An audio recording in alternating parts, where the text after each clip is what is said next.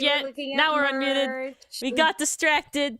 We got so distracted. We got distracted. Guys, I found a beautiful, beautiful little discovery. I was trying to make a cosplay. I was looking for accessories. I did not find what I was looking for, but I found something quite lovely. Indeed. And then we went down a little rabbit hole, and I lost track of the time. Sorry. Ori's getting a very early birthday present. I'm down for it. Hello, Federico. And we're going to a convention. And hello, Mason. I mean, honestly, we're going to that convention very close to my birthday, so it works out. Yeah, that actually worked out real well. Really well. I'm excited to go to a convention on a Friday. I know you're teasing. Me too. And over the summer, like that's gonna be fun. I'm excited. I do hope it indeed will be less crowded. My understanding is that Fridays are usually lower. So. Well, I will say, Ori has been to this convention before. I have not. I have not been to this one. No. I've only been to Comic-Con. I've only been to NYC Comic-Con. I've never been to... I've been to... I keep getting the two confused. Yeah, I've been to NYC Comic-Con 3 times. I have never been to Anime NYC, so it's actually really cool. I've also been to this convention center for BookCon as well. BookCon happened in BookCon. That's where you got as the well. Killer tote bag. Yeah. That's the good shit. Oh, a bunch of cool stuff. But it is a while out, John, thankfully, because I do need to make cosplay stuff. I have to make my cosplay too. Guys, I get to make a shirt. I'm a little excited. I get to make a varsity jacket. Very exciting. But I think I'm going to buy the hat. I don't have enough faith in my abilities. To make like ears. Well, probably Federico, but they're usually not the same. I'm not sure where to start. Well, Mason, my goal is to hopefully table at a convention next year. I keep trying to table at this one convention, and I'm like pretty sure I'm gonna nail it this time. So that's gonna be my focus because I don't want to do too many conventions at once because like everyone talks about like the con crunch before going to table a convention. It'll be my first time tabling, doing Artist Alley ever, and it's like I do want. We want nice and simple. I want to be able to chill there. I want to be able to wear cosplay there. But I do, if that goes well, Mason, I do hope to go to more conventions. Yeah, but if that goes like decently well, I want to at minimum like just recoup cost. I don't need to necessarily make money because it's fun to go, but if it's like if it pays for itself, I'm pretty happy to like go to other ones again. You know what I'm saying? Hello, Estrak. But I didn't say hi to everybody. Hello, Mason and Dichotomy and John and Federico. I think that was everybody. It looks like everybody. I got weird tabs open. What is happening here? All the weird tabs. All the weird tabs. I don't know why. But yes, we're going to this convention. We'll definitely double check, Estrak. We'll definitely double check. Could you Yukon instead of Yukon? Yes, I promise we won't. But I'm very excited. We're going. This is the first time. That's the plan. That is the plan, Federico. No, that's yeah. So right now we're going as just people, enjoyers. However, I did in the last 2 conventions we went to, which were small ones, like they weren't the scale that this one is at all. This is like one of the big ones. This is definitely like up there on like the big ones that people go to. For sure.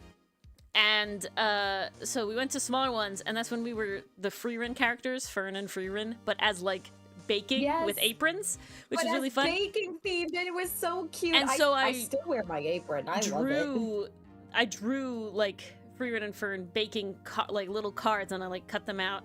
And so I would like handed out cards that had on the back like our socials and stuff. If people recognized us, they got a little card. So if they like recognized that we were Freerin and Fern, handing out both to them, but then we realized, oh crap, we're running out of cards fast. It's like, oh, this is a lot of people. So I do hope to do something like that again. Wow, people recognize characters from a popular show? No, really? Well, not everybody did. There was definitely people who didn't. So, that is true. That is true. what is Arbor Day for?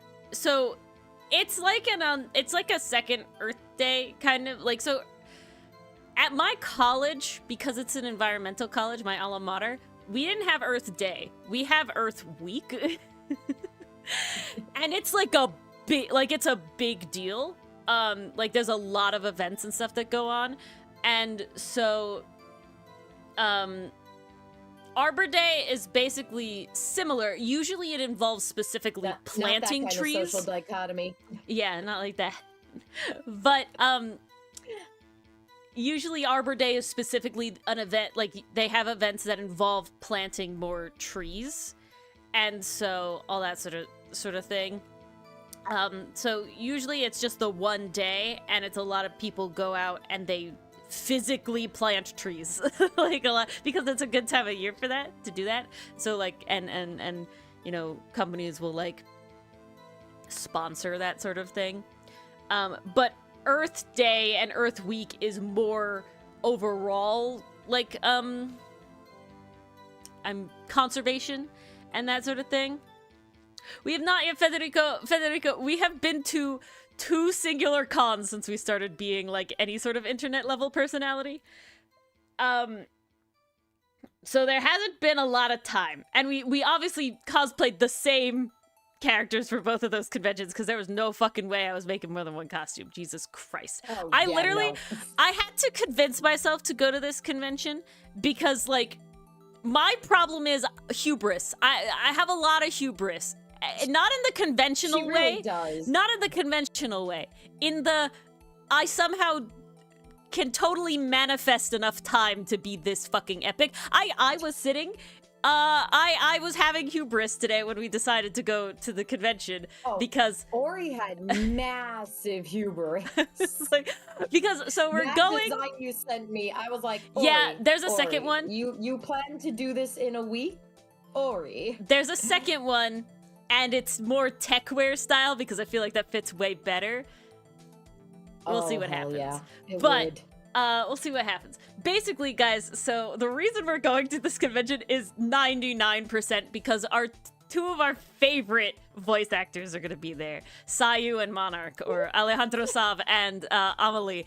And we specifically picked Friday because they are there Friday, Saturday, Sunday. It's a Thursday night, Friday, Saturday, Sunday convention, but they're there Friday, Saturday, Sunday.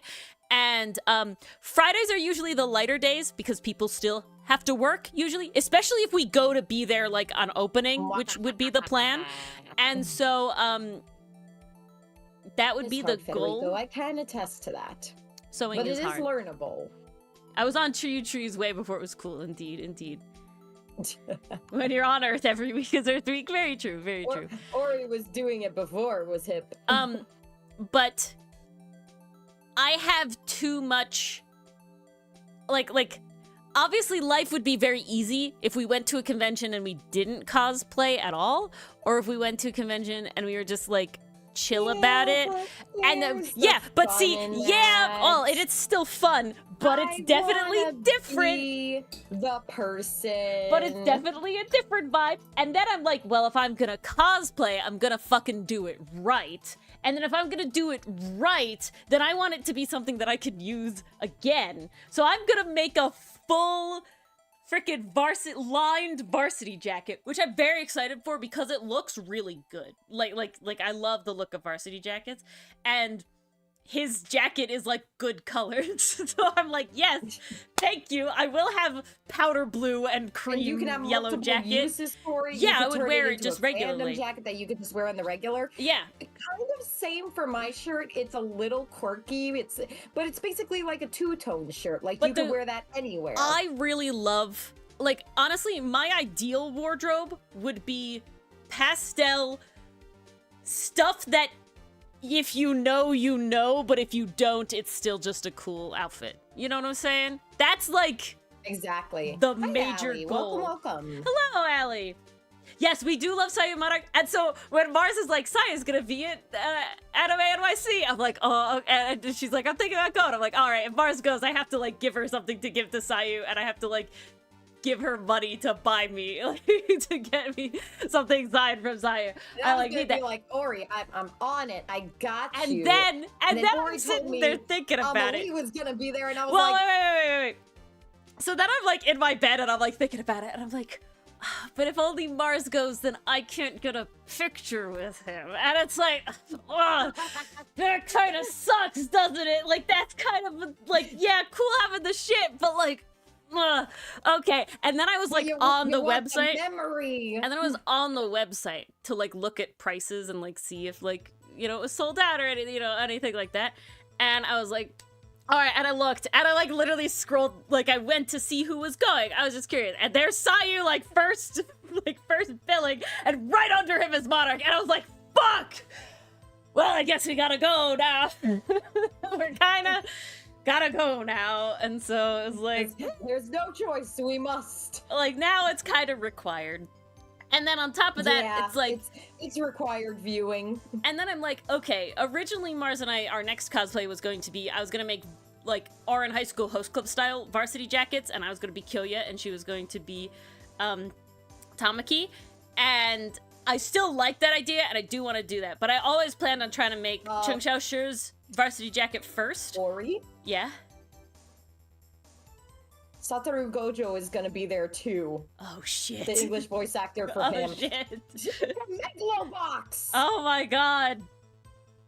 This is gonna be literally the first con I've ever been to that I'm going like to see like celebrities and not just to exist in the artist alley and walk around and cosplay. I gotta admit, the last convention we went Probably to, not and that there were many celebrities it's there. Tough. I was like, I am nervous, and I don't know you. Oh my god, Geto is there too. Oh, Gojo Jesus and Geto Christ. are both going to be there. It's gonna be wild. What are you doing to me? Stop. This is gonna be wild. On Friday? Stop, but also don't. Oh my god. Friday, Saturday, Sunday. Damn. Yeah. All right. Yeah, it's going down. Gojo. So, Friday, Saturday, Sunday. Yup. Yeah. All four of them are just gonna be next to each other. So I was like, all right, how do I do a cosplay but not have to like die trying to sew this cosplay? Because like 2 varsity jackets is like a lot because they're more in depth than like an apron, and I only have like 1 good week where I can guarantee having like a good amount of time to sit down and sew. And so I was like, all right, well, Alejandro Saab voices Chung Xiao Shi in the dub of Link Click, so it's like, all right, let's be Link Click, let's be Lu and Chung Xiao Shi, because like we obviously love that. It's perfect, you know. Especially with the Britain arc being this year, like just ending. I feel like last it's month. Be so fun to walk up to him and it'll just be like, really "Hi, fun. We're from that show." I'm very excited, and it'll be really cool to be like Chung Xiao Shi having a picture with Alejandro Saab, and it'll be like very nice. But so then I only have to make 1 varsity jacket because Mars can deal with her Lu Guang cosplay on her own, because again, it's like majority normal clothes, just kind of mildly special normal clothes. So it's like pretty chill to do overall. And I'm like pretty much definitely going to get a like disposable camera because it's to the vibe. It's to the vibe. You know? It has to be. It's to the vibe. We'll take a good selfie with, like, a phone, right? But then it'll also be like, hey, let's have one on the disposable camera, right? It is Britain. That's authentic. Allie, it is Britain. They just spell it Britain. It is. Because spell it with the D. Because of Chinese to English translations. That's literally it. That's literally the only reason. Yeah. Because they don't have it like that. It's even funnier because of the English voice actors in the show say it Britain. Like, they do say it with the D. Which is wild really because funny. it's like, as an American, I don't say Britain. You know, I don't say it like that. I say Britain, you know, like I say, but when it's like red, it's like weird. It's like, huh? It's like wrong. Normally, you don't write out the What's tongue the tap, most you know? impressive cosplay I've ever seen? In person or in general? Okay, if we're talking in person, I went to Anime Boston a couple years ago now, and there was a Genos from One Punch Man that had working lights and gears and sounds and everything. It was crazy. I could actually post some pictures of that in the couch. if people want to see. But it was wild. I was very impressed with that one because of the level of fabrication and ingenuity. Let's see, I'll put it in the couch. First, I just gotta find them. In person. Is Major Villain... No, the Major Villain is not fish and chips. That'd be wild. I also saw a Prompto that day from Final Fantasy 15, and I was even happier. I know I saw a really good Pit cosplay on one of my first Comic-Cons. And I know that I also saw a really good, I'm blanking on his name, but the purple rabbit hat guy from Link Between Worlds. There's a really good one of that. Oh, I know who you're talking about. I also do not know his name. Yeah, there's a good one of that as well. I remember taking pictures of them specifically. Because the other thing is, I sadly wasn't at New York Comic Con the day that this guy showed up, but there was a guy the same year that I went, just on a different day, and he made himself an entire working Hulk Ravi, Smasher. That was his name. Ravi. There you go. An entire Hulk Smasher Iron Man suit, and he was like 3 feet taller than normal. It wasn't 3 feet, but he was like above the crowd. It was pretty wild. That's awesome. Yeah. So it was pretty crazy. Pit fan Alley? Pit fan, I know Canadian Lucifer is also... talked about Kid Icarus Uprising on here, so Canadian this should not be Lucifer is a me. big Pit fan, if I remember correctly. The bestest of boys. The bestest of boys, indeed. Where is... I'm trying to see, like, my own convention thing. In my effort to try to find accessories for my cosplay for Lu Guang, I ended up in a rabbit hole and ended up impulse buying something cute. But I think it's worth it. And Ori's now getting an early birthday present because of it. It works for me.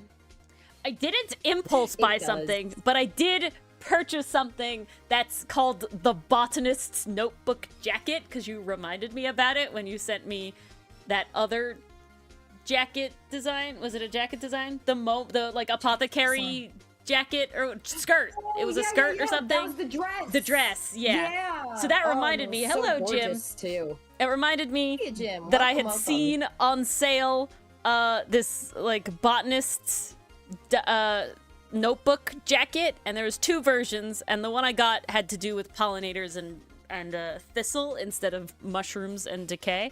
Just what I preferred. Oh, that's too good. It is Ravi. It was Ravi. That is the name. It is Ravi. No, you like clicked in there. It was definitely that.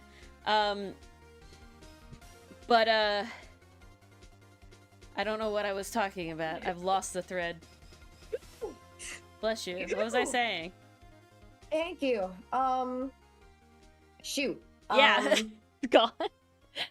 Absolutely you were gone. impulse buying yeah. So I didn't buy it right away. It was on sale when I first looked at it, and I didn't get it right away. And then I was like, if I remember this and like go out of my way to like measure stuff, I will get it. And then I did remember it later, and then I did not stop thinking about it, and I was like, all right, I'm gonna get it. So I'm very excited. Because honestly, I wear jackets like that all the time for my job.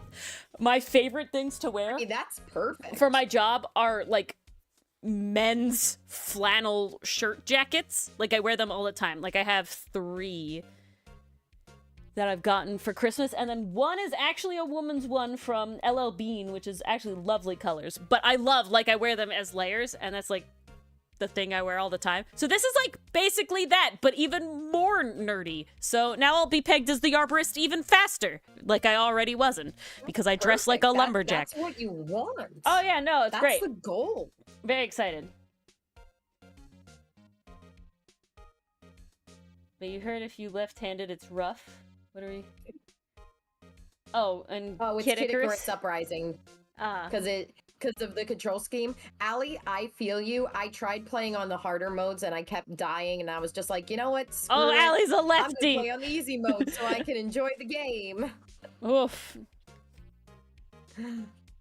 Oof. A lefty. They did not make that game lefty friendly, let me just say. That's what they're saying. I have no idea. I would be bad at game, lefty or righty, so it doesn't really matter. It doesn't matter what-handedness. Exactly. I am a righty, though, but yeah. I too am a righty. My brother is a lefty. Don't make it weird, Mason. That's a phrase. Every time I say that, Dylan also does it. I'm like, okay. Let's chillax. I would like to be able to use that saying because, like, what other saying is there? They're all related. You nailed it. Like, what are you supposed to say? Waiting for the Switch port. Because my poor 3DS no longer has its little circle pad. And it makes me very sad. I've never played a game on hard mode. I can't skate in Pokemon X anymore. Unless you count 4-starring Overcooked as hard mode, but I don't think I would. I mean, it's hello, Pastry Puff and Penguin. Hello. Wow, everybody's here today. Welcome, everyone. Yeah. Glad we're all having a lovely Tuesday. It was beautiful by us outside. Pastry, you missed it. Ori and I are going to a convention, and we are going to see Shung Shushu himself, Alejandro. Yes, we're gonna see Alejandro as the link-click characters. And we're gonna see Monarch. And yeah, we're going as Lu Guang and Shung Shushu. And I'm making the Shung Shushu. The Britain arc. Well, technically not Shung Shushu for the Britain arc, because he's way more just a guy than Lu is in that. He is very just a guy. But he does still wear his thing. I just feel like that one's iconic. Lu's like other outfit is not necessarily iconic, more recognizable, but his jacket is iconic. Helps. Yeah. Whereas Lu Guang is just like, I'm sorry, my guy, you just look just like a dude. guy. But now the cat pajamas. You got the knee length. Would have been a vibe. Socks. You got the two-tone shirt. Been lurking. I'm like, that's a little more. Today is a lovely recognizable. Day. Oh, okay, Pastry. Then you also heard that Ori's getting an early birthday present, which actually works because, Ori, I gotta be honest, I think the second half of your Christmas present is missing and probably not coming. Oh no, that's so sad. Yeah. Oof. I'm sorry for you, if I'm being honest. I'm more sorry for you. I'm glad. Such is life. Okay, I know they won't go with our outfits, but wearing our Ita bags will still be really cute. Oh, fuck yeah, I'm gonna wear my Ita bag. I have some link click pins to show off. I don't know. I don't think I got one link click pin. I need to fix that. Link click pins. I have all of the... Wait. Hold on. Wait, I might have more. Let me check. Acrylic, you know, I have the 2 acrylic, like, keychains, though. So I can bring those. All puzzles hint coinless. I have more. You have more? Nice, you can fill the Ita bag. I have more. I have 2. Ah. 2, but I'm gonna have to go through. Keychains. I'm gonna have to go through their keychains. I can make those work. I have a couple. I have the 2 keychains that came with the zine. It's taking me forever to find these Genos pictures that I promised. It's hard sometimes. I forget how long ago 2019 was. Yeah, don't remind me. Scrolling. But so yeah, this will be a new con experience, I think, because it'll be a very different con experience than I've ever had before. Going specifically to see people at like really large cons too. So like, and on a Friday. So it'll be lots of new stuff. So that's pretty fun. Gonna be epic. But I want to go for like open. Oh yeah. It's not next Friday. No. Friday. It is the end of August. Thank the Lord above. No. Yeah, Ellie, no. There was no way we were not cosplaying anything. It would have been like slap dodge. We need to see Alejandro sub. Let's fucking go. We need to see Monarch. It literally would have been like, get in, loser. We're going to see literally. Oh. Remember 2019? I don't. I don't remember. Okay, like apparently I only have one Genos picture, but here you go, guys, for the epicness of it. Can't remember the specific years. Being 9 years ago, not Penguin. No. Yeah, that made me grow several white hairs too. Hey, I'm close to my Lu Guang cosplay now. Oh God, less wig. What if Lu Guang originally had black hair in the timeline? He's just gotten the white hair over time due to stress. Oh, poor boy. It just got the Kaneki treatment. Dang, dichotomy, nice. Awesome dichotomy, congratulations. Achievement unlocked. Indeed.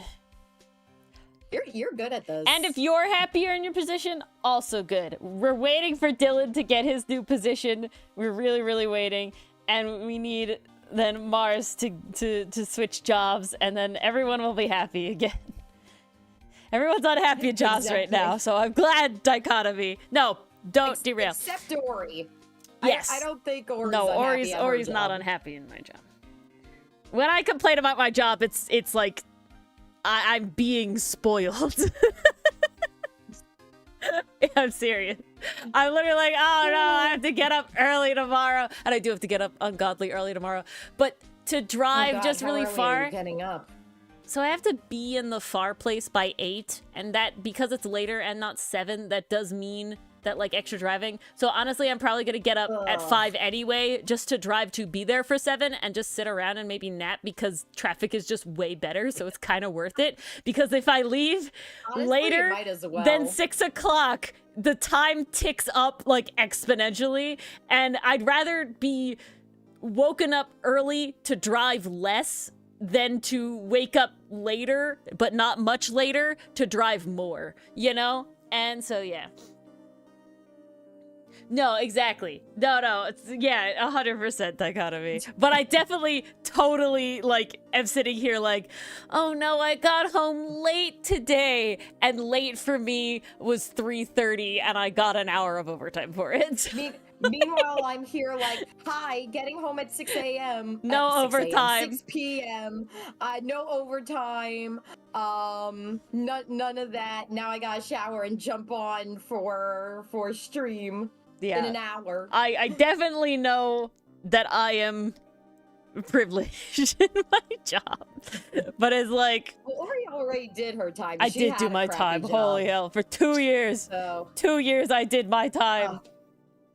There is a private practice place down the street from me, and I'm like, this could be good. Apply. This could be really good. Apply everywhere. Oh, yeah. I'm giving them a call tomorrow, and I'm gonna be like, "Hi, what's your hiring process?" Nice. No, I'm talking with the other people at my workplace, and even they are like, "Yeah, as soon as we get what we need, we are gone." Yeah. The second the work to get our certificate period is over, we outie. You can relate, Penguin. I'm Sonic dashing out of there. Indeed. Oh, okay. I have other things that are, like, slightly more relevant to specifically our medias and things than just having a good time. But it's still a good time. First thing is that I briefly mentioned possibly doing Kim Possible watch-alongs in the Discord. And I know that some people were interested in that. But I'm curious if a lot of people would be interested in that. Of course, time zones willing and everything like that. And then if you are interested, would you prefer... So they're like the classic 30-minute episodes, but they would be 30 minutes with, like, commercials, and we don't have commercials, so they're like 22 minutes. Would y'all prefer, if you were to watch this, 2 episodes per session, so that we get, like, 40-ish minutes of time, but we're not just watching 1 episode? Or you'd rather be down for, I could totally do like the half-hour one?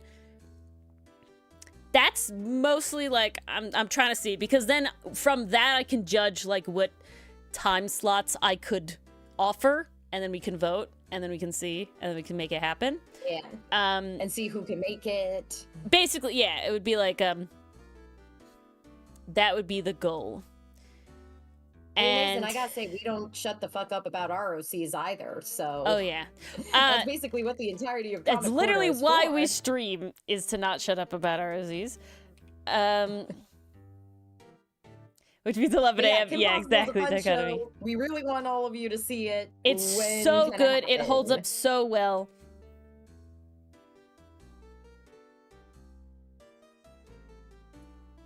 Ukraine, well, Dichotomy, it is vastly, like, episodic. There is, like, a little bit of through line per season, but, like, even more so, I would say, than Avatar: The Last Airbender, it is, like, 90% episodic. There's a couple of episodes where maybe I could, like... So what we could do... It's okay, Pastry Puff. Pastry Puff, so, the options are either a half-hour episode, one episode, or 2 half-hour episodes, or 2 back-to-back. An hour. Roughly an hour. Again, it's going to be more like 40 minutes because it was half an hour when it had TV commercials. There are very obvious breaks where there were TV commercials. It's that era of show where you really know where the commercial was supposed to be. The fade to black comes in and it's just like, yes, I know that. It's all Teen Titans Go. No, Teen Titans Go. But what we could do then, actually, Dichotomy, is that I very much am aware of what episodes need context or have, like, specific context from before it, where, like, this one led into this one, or this one's events are, you know, blah, blah, blah in this one.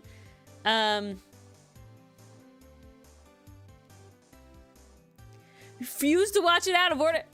Dichotomy. Damn. Wow, that is commitment. That's crazy, Dichotomy. You need to watch this show, though. It's good. Really, I'll watch Adventure Time fucking out of order, like really hard. It's got a very healthy straight couple in it. I needed to watch the It's really good. It's so good, and like a good like male-female friendship before that. No, I'm sorry, Mason. I barely remember anyone's birthdays. I don't even know, like, our characters' birthdays that we, like, kind of put in a little bit. Ori doesn't even know IRL birthdays. Yeah, I have 2... She just has a vague, it's around this I know everybody's year, right? month. I know everybody's month. I am now always 95% sure I can know the date of Mars's birthday. I know Dylan's date, my mother's date, my father's date. I know my dog's birth date because it's my birthday. And then I know 2 random people's birthday dates. I'm sorry, 3 random people's birthday dates. One is not so random. One is my cousin, but his is easy because it's the first of the month of that month. So I know that one. And then, that's in, yeah, I skill issue dichotomy. I don't know what to tell you. There's a level. I have been in the perfectionist rust, but there's a point when somebody else. Dichotomy, you're gonna be there a very long time once we start adding more episodes. How do you do anything? What was I saying? The commitment, but Jesus. Yeah, so I know my one cousin's birthday because it's the first of that month. And then I know 2 of friends that I really don't have a lot of contact with anymore from high school. And the reason I know their birthdays still is because they had, like really good numbers, if that makes sense. So one was 9/9/99, so it's like very easy. I know this birthday, and it'll never leave me. Oh, I know 2 other people's, 3 other people's, because they have specific relations. Mars's and my father's are the only ones I remember without any sort of like reason. Besides, like, I love them, because Mars's birthday has no like cool number shenanigans going on with it, and neither does my father's. But my mother's is 2 days before me, 2 days after me, so it's very easy to do. I know one friend who is a week after me, so that's an easy day to calculate. I had a friend who was born on 4/20, and then I had another friend who was born specifically a week before them, so I knew those birthdays.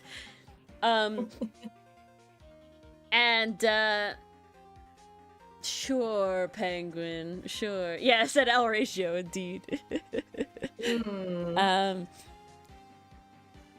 No, exactly dichotomy. That's literally the only reasons. And then the other friend that's like a random one I know is because he was 10, 11. So like, easy. That's nice and easy to remember. That's just sequential. Dylan's is good. Dylan's I had to remember also with like a moniker originally. His is 6/12, so I knew it was like it's double the month. Because the month I could get down real easy. I could tell like everyone's month real quick for like people that I know. Day, way harder. Way more difficult. Dichotomy, you gotta watch Kim Possible with us just to get that out of you, to burn it out of you a little bit, because you need to see Kim Possible, please. It's so good. I literally say that Dylan, like if there's like a guy in like anime I didn't watch anime at that age. If there's Animation. like the male character that I liked from a bunch of animated shows at this time is literally like Dylan mushed into one character. So we got like Sokka in there. Yeah. We got Ron Stoppable in there. They're so Dylan coded. Although I can't really imagine Dylan shouting, "Can I get a booyah?" No, that is true. But the goofiness of Ron is there. He's not as dumb as Ron. Ron is dumb. But like 100%. The rest of it is good. And then when Ron gets to like lock the fuck in, also Dylan. Oh yeah. It's so good. But those are your options, guys. You gotta decide. Find his real friend. The ball is in your court. That's a little crazy if I'm being honest. I feel like if you're judging, people did that a lot, honestly. At least the people in my life, like back in middle school, high school, they pulled that with me too. And you know, I gotta say, Mars failed. It felt like a failure as a friend. No, it really did, because it's like, what kind of friend doesn't remember their birthday? And nowadays, I'm just kind of like, you know, I see you in my calendar, and I care about you, and I do my best to remember. I will send you a little birthday text. I feel like, you know, you just reach an age where it's kind of like, if you remember, yay. If you don't, you know, you could still say it after the fact, and it doesn't mean any less. At least for me. Like, I don't get mad when people do that.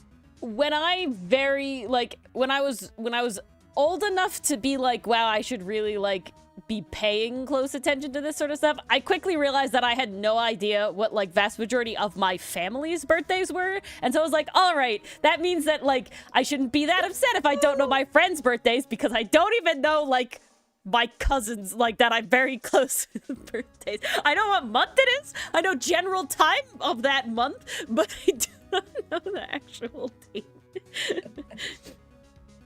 Barely remember your name? Yeah. And then, guys, yeah, I think 2 is good, Allie. I think 2 is good. To help you remember, it's called a calendar. Yeah, exactly. You write stuff on it and remember the dates of people's birthdays. So Facebook just took it's not cheating. Think of it as a help. Facebook just took the having to ask somebody first about it out of it. You know, like, I don't know. Oh, really? I didn't hear about that. Well, you didn't have to ask anybody first. They would just have their birthday, you know, like it would just be there. You didn't have to ask anybody, you know? I barely remember my name. There's too much stuff in here now. You get to an age where no, I've told this story briefly before, but it's really funny. A relatively close friend at the time, she really wanted to date Dylan when we started dating. And she was very upset that I supposedly stole him from her, even though I had no idea that she liked it. Like, she never told me that she liked him. So I didn't even get, like, the chance. And he didn't, like, he wasn't into her at all either. But I went to, like, her, like a 18th, yeah, it would have had to be her 18th birthday party. And so that was, like a bigger party. And, I had been, at this point, dating Dylan for less than a month, because we got together right before Christmas, and her birthday was like mid-January. So we had been dating less than a month, and she's like there at the table, and she's like, so Ori, when's his birthday? And I'm like, I don't know, in June sometime. I don't know. And she's like, well, I know. And it's like, okay, man. Good cool. For you. Okay, great. I don't fucking care. I do not care. Neither does he. So it's like, and that's okay. why you two were perfect. Yeah, really. He also only remembers my birthday because he knows it's the last day of the month of August.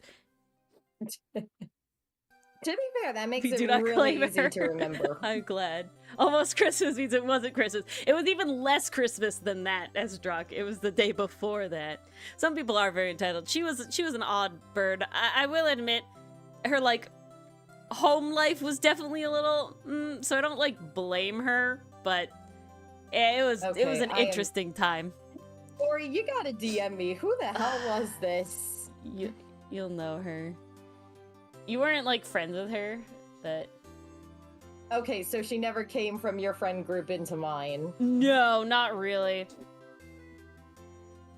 No, she did come into my friend group. Did she? She was a wild character. Yeah. Ban her from the mid-January. Shit. Woo! Yeah. Dichotomy! Look at you guys go! You train them so well, Dichotomy. It's all your techniques.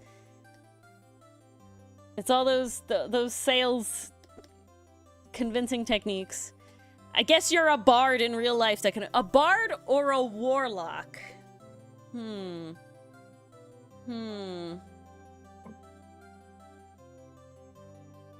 Banish her to February 29th. Oh my god. Okay, back to other, like, things. So we'll go with the Kim Possible things will be 2 episodes a week, because then also when there is a movie, it won't be, like, much longer. There's technically only one, like, movie that counts itself as a movie, but then there's 2, I think it's 2, definitely one other, like, group of episodes that I count as a movie that we would watch it together. What about a Christmas or a New Year's birthday? Is that what we're banishing her to? Christmas is probably worse than New Year's. I feel like the Christmas birthday people really get the short end of the stick because nobody wants to buy 2 presents back to back, and it feels bad. And at that point, I would be like, can we just celebrate my birthday on literally any other day? Like, pick another day, any other day. Yeah. Can I pick a random other day, any other time of the year? And we just move my birthday there for now? Like, can we just do that, please?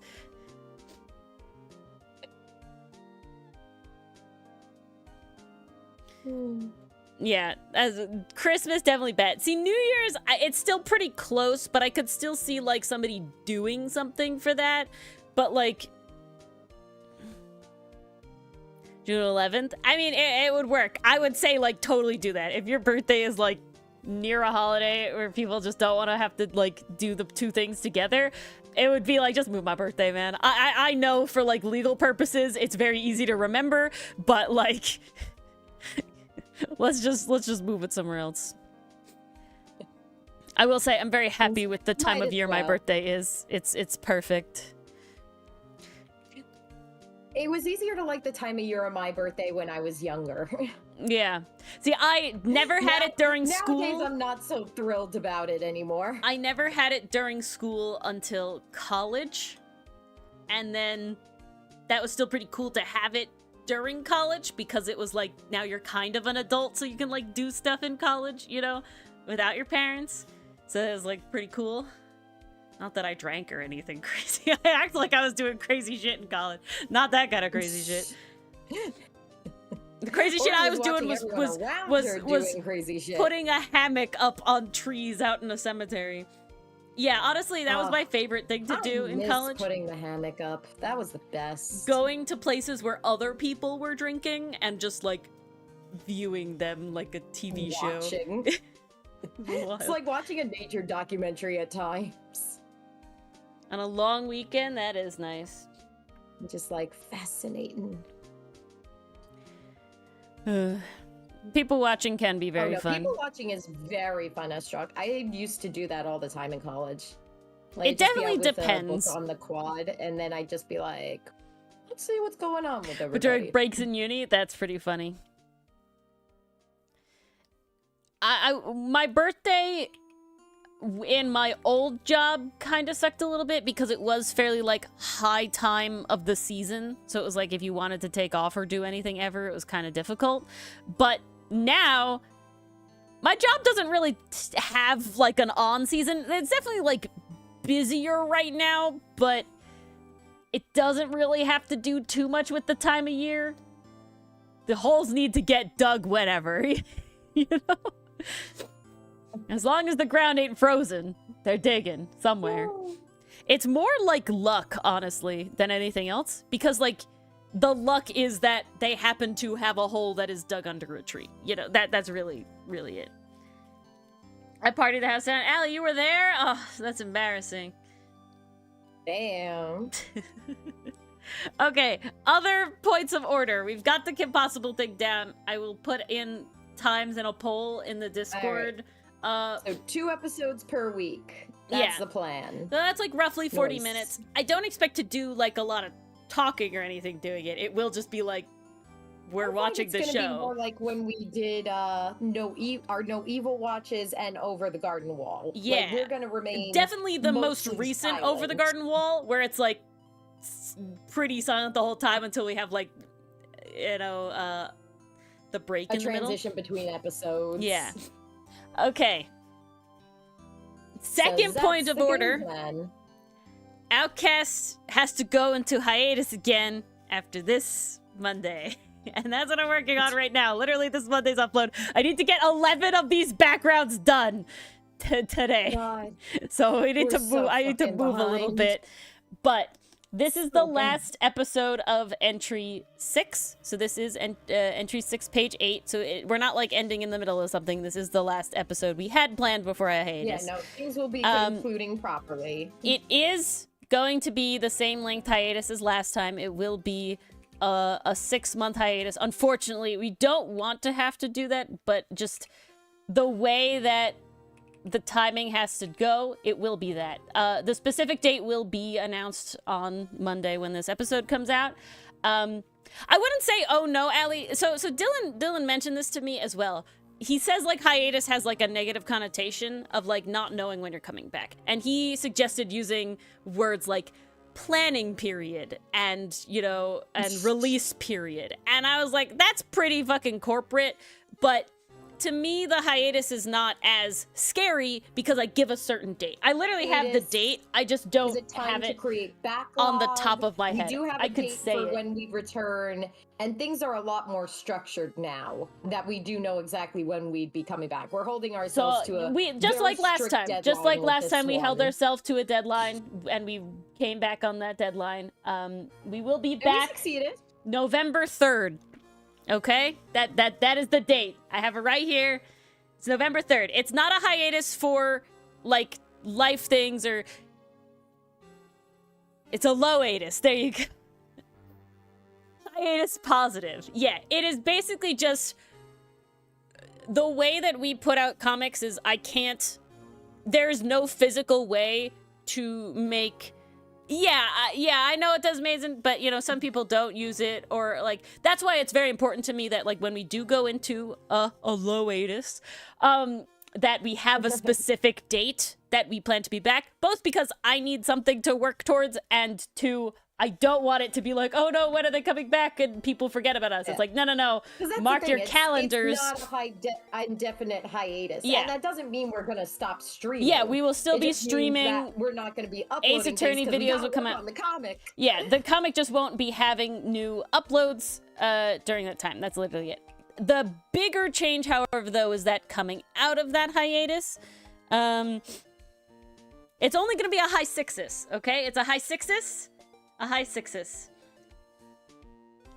Yeah, that's the other thing. It's very weird. And that's why, like I said, that's why, like, the big thing to me, and we did it with our last hiatus, was that we had a date of return. It's scary when that's used on fan fiction. we had a date of return. Yes, it's not about life stuff at all, Allie. It is literally about, I have no more backlog. This is the episode that comes out Monday. We don't have backlog left. And I like, physically can't. Mars needs to script, Ori needs to draw. The next script is not fully finished, and there's just no timeline that we can consistently, like, make panels in the fast enough rate and be caught up with it. Is basically this comic needs to have backlog in order to have any release schedule. Working full time. Because that's also a factor. No, see, hiatus was just used, like, hiatus has been used since, like, cable TV, where you had the season, and then they went on summer hiatus. You're gonna stop for a bit to make more in the background. Yeah, so that's why, you know, a show would have a season in the fall, it would just start in the fall, and then it would end, and then it would have a hiatus until the next season started running. And usually they would run reruns during that time, right? That's how they would do. They would keep doing that. We don't have any reruns. This blink click hiatus between Brighton Arc and season 3 is killing me. Yeah, exactly. But we have a release date, right? And we don't push back on that. I refuse to do that. That is not in my personal morals. We have calculated this very well. I am literally looking at, I'll show them. I'll show them. Do it. As the blue badger We got like plays. A calendar for the next 3 years of our lives, guys. Literally, these are 3 years worth of calendars planning out like how the hiatus, like how the comic schedule is going to go. And the biggest change is actually that we will be moving to a monthly upload schedule. The reason for that is twofold. One, it's like we don't make I don't make comic very fast, okay? Even if it was the only thing I was doing, it takes, I would say, if I wasn't doing any YouTube videos or any streaming or anything like that, I could confidently bang out one comic thing every like 6 weeks. It's a long time. You know what I'm saying? And so it's just the way that it is. There's a lot of panels per episode. I refuse to not make really elaborate backgrounds because I literally can't. I'm literally sitting here like, God, I hate doing it. I wish I didn't make all these like really intricate backgrounds, but I literally can't like make myself not do it. Like it's very, it's a little problematic. I'm not going to lie. But, so moving to the monthly upload will basically mean, while we still will go on hiatus, there is a lot of episode per episode, Penguin. I don't know if you see a lot other like completely free non-canvas webtoons, they like do much shorter upload schedule, you know, like panels per episode, and we just can't really do that with the way our storytelling is. It just really wouldn't fit. And on top of that, I always look at like Comic Aurora or Cast Off, and it's like, wow, they upload like multiple times a week sometimes, and then I realize they're comic pages. And yeah, orally achieving, right? There's comic pages which have significantly less panels and less work than one upload of our comic. Like I work on normal comic pages for the Ace Attorney AU and the Band AU, and they happen a lot faster. And so part of me a little is like, oh, we could upload better if we weren't Infinite Scroll. We could upload more often, but it would technically be less content per upload. So, you know, all the things. But so we will be moving to a monthly upload schedule, and we think this is better to have it be only once a month, but have longer swaths of time where we are uploading regularly than short then we won't bursts. Need to go into hiatus and we won't have to go into hiatus for so long. The next hiatus will only be 3 months, and it'll be like in 2027 or something. Like it's pretty far out. I'd have to check. Okay, the next hiatus would be for 3 months in 2026, but then all of 2027 would be uploads if we continue doing the monthly thing. So like that is how it would have to do. But then it's just more consistent. Exactly. Quality over quantity, 100%. Allie. We're not getting paid for That's this. The goal. We both have jobs, and unfortunately, we do lots of other things, like edit videos and stream. But what it also leaves is that I do plan to get back on the dub.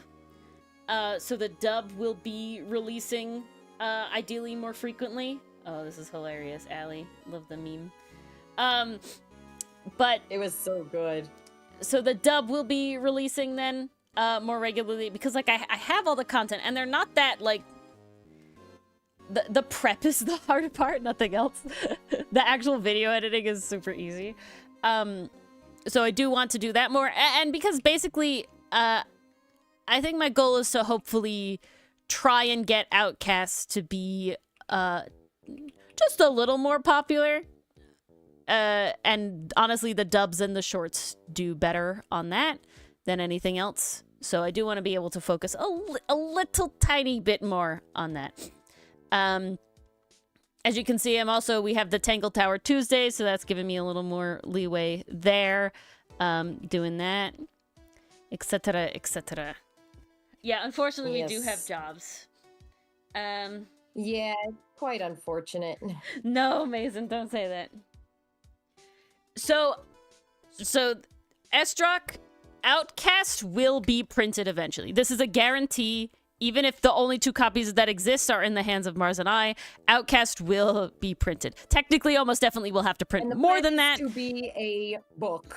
But yes, the plan is to be an actual full, like, classic graphic novel. It will happen. I guarantee. We're gonna be popular. Yes, exactly. Because Ori and I want it. Ori and I want it really bad, yes. I did say it that way on purpose. But the problem with doing anything of the sort now is the fact that it is an infinite scroll first. So that does mean I do have to spend a non-insignificant amount of time rearranging the panels to be in book format, because I will say there have been certain... Right now it's been infinite scroll It's been infinite scroll format, and that is just... You can't just print it like that. You do have to rearrange it. And that's honestly vast majority of the works with the dub as well, is literally rearranging the panels to fit the vertical short form video content, or ideally the long form video content, because I do want to port all of the dubs into one regular video for each like entry or grouping. I just also have to do that. So that is the goal there as well. So there's a lot of things that we want to do and just not enough time. Exactly. And on top of that, the website has still been being worked on in the background. So, the person we commissioned also has a job, unfortunately, besides doing when you websites all commissions. Your creators are just hobbyists and sadly have jobs. I will say, it's funny. Vast majority of my favorite creators are not hobbyists and actually have other jobs, but it's wild. And so it's like pretty crazy when it does happen, because it's like, oh yeah, no, people like us do exist. And she's great. Like she's been doing great work. It looks so cool. Like I'm very excited to be able to have that get done when it gets done. Literally, like, and she's been so nice to work with. So too. Great to work with. Honestly, been a dream. It has been a pleasure. I'm so excited for how it's turning out. I think you guys are gonna think it looks really, really cool. So that is on the way as well. And there is a possibility that we will be uploading the comic to the website basically when we have an episode up. So Webtoon would have a schedule. Webtoon and Tapas would have a schedule of that monthly upload. But basically, if I finish on upload, I would probably put it on the website just to drive traffic there. Because technically, we're not making money from any of the things. People will sometimes promote the Webtoon because you can get like ad revenue and stuff. I don't think we're ever gonna get there, and I don't care. That's not a disappoint, but it just means it's better for y'all to know about the website, because that's mine, and nothing can take that away from me, really, to an extent. nearly nothing can take that away from me.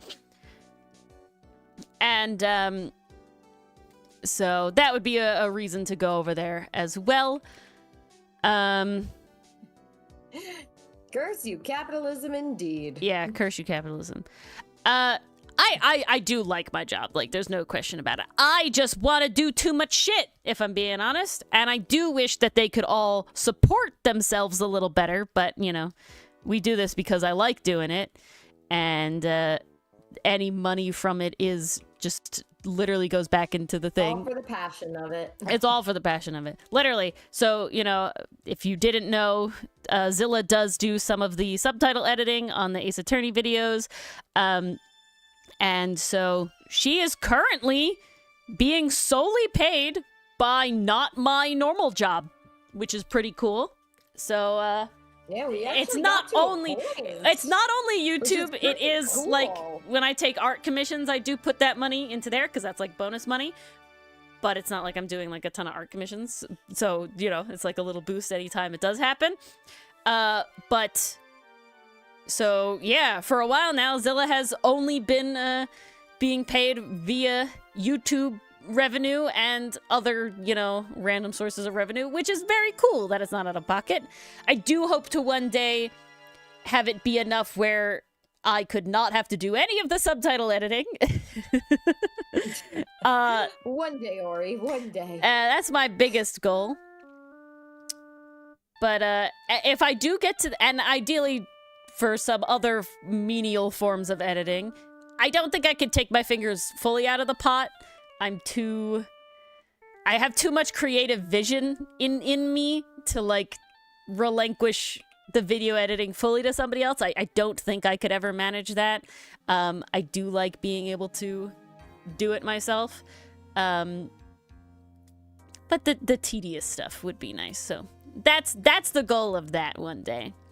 The comic, we don't really... I guess the comic at this point, the only fees we incur are now the website. So that would be cool if it supports the website at some point. But that's basically the only goal of everything, is for them to support themselves and not us. We have no plans on really ever quitting our jobs, like our field of work, and not doing that. But it is cool to have stuff that does indeed go for itself. Would be very, very nice. Yeah. I feel like I had some other update. Why am I blanking on some other update? I'm trying to work on the script in the meantime, you guys. Oh, nice. Obviously, we won't stop streaming. We'll still have our 3 times a week streams. That's not something to give up. Changing on that account. No day changes, no time changes. Yeah. Nothing like of that. Nature. So there will still be Outcast related stuff happening. It just won't be the actual comic because it is a lot of work. And I definitely know there are lots of changes we would make for our next comic, but that is very far down the road. Is the making stuff for making time? That is whatever Ori and I fancy to work on that particular night. Yeah, we have a lot of stuff that we like to do. So making time, teaching me how to read sheet music was one of that's on the option list. So making time is basically, I have a lot of other. It was formed because I have a lot of other things that I would like to do, like art classes that I have purchased but never gotten to sit down and do. That was the first one we did, or like I said, making the VTuber. I will say, the big ones that are going to happen is definitely making Fingy will continue happening. This week on Making Time is special because Dichotomy Games, who is here, let's riz up Dichotomy Games. Riz is not the word. Yes. Let's lift up Dichotomy Games. Dichotomy Games was very nice because I was very nice, apparently, so they say. And they did their stream on Friday, Table Talk Workshop, where they make 5e homebrew with stream chat. And they did it pirate themed because of us and Outcast and of all the stuff I've done, supposedly, you know, they're being so nice about it, for their lovely, you know, group there, and all the lovely stuff that they make, and all the beautiful things I get to make fan art for, and all these sort of things.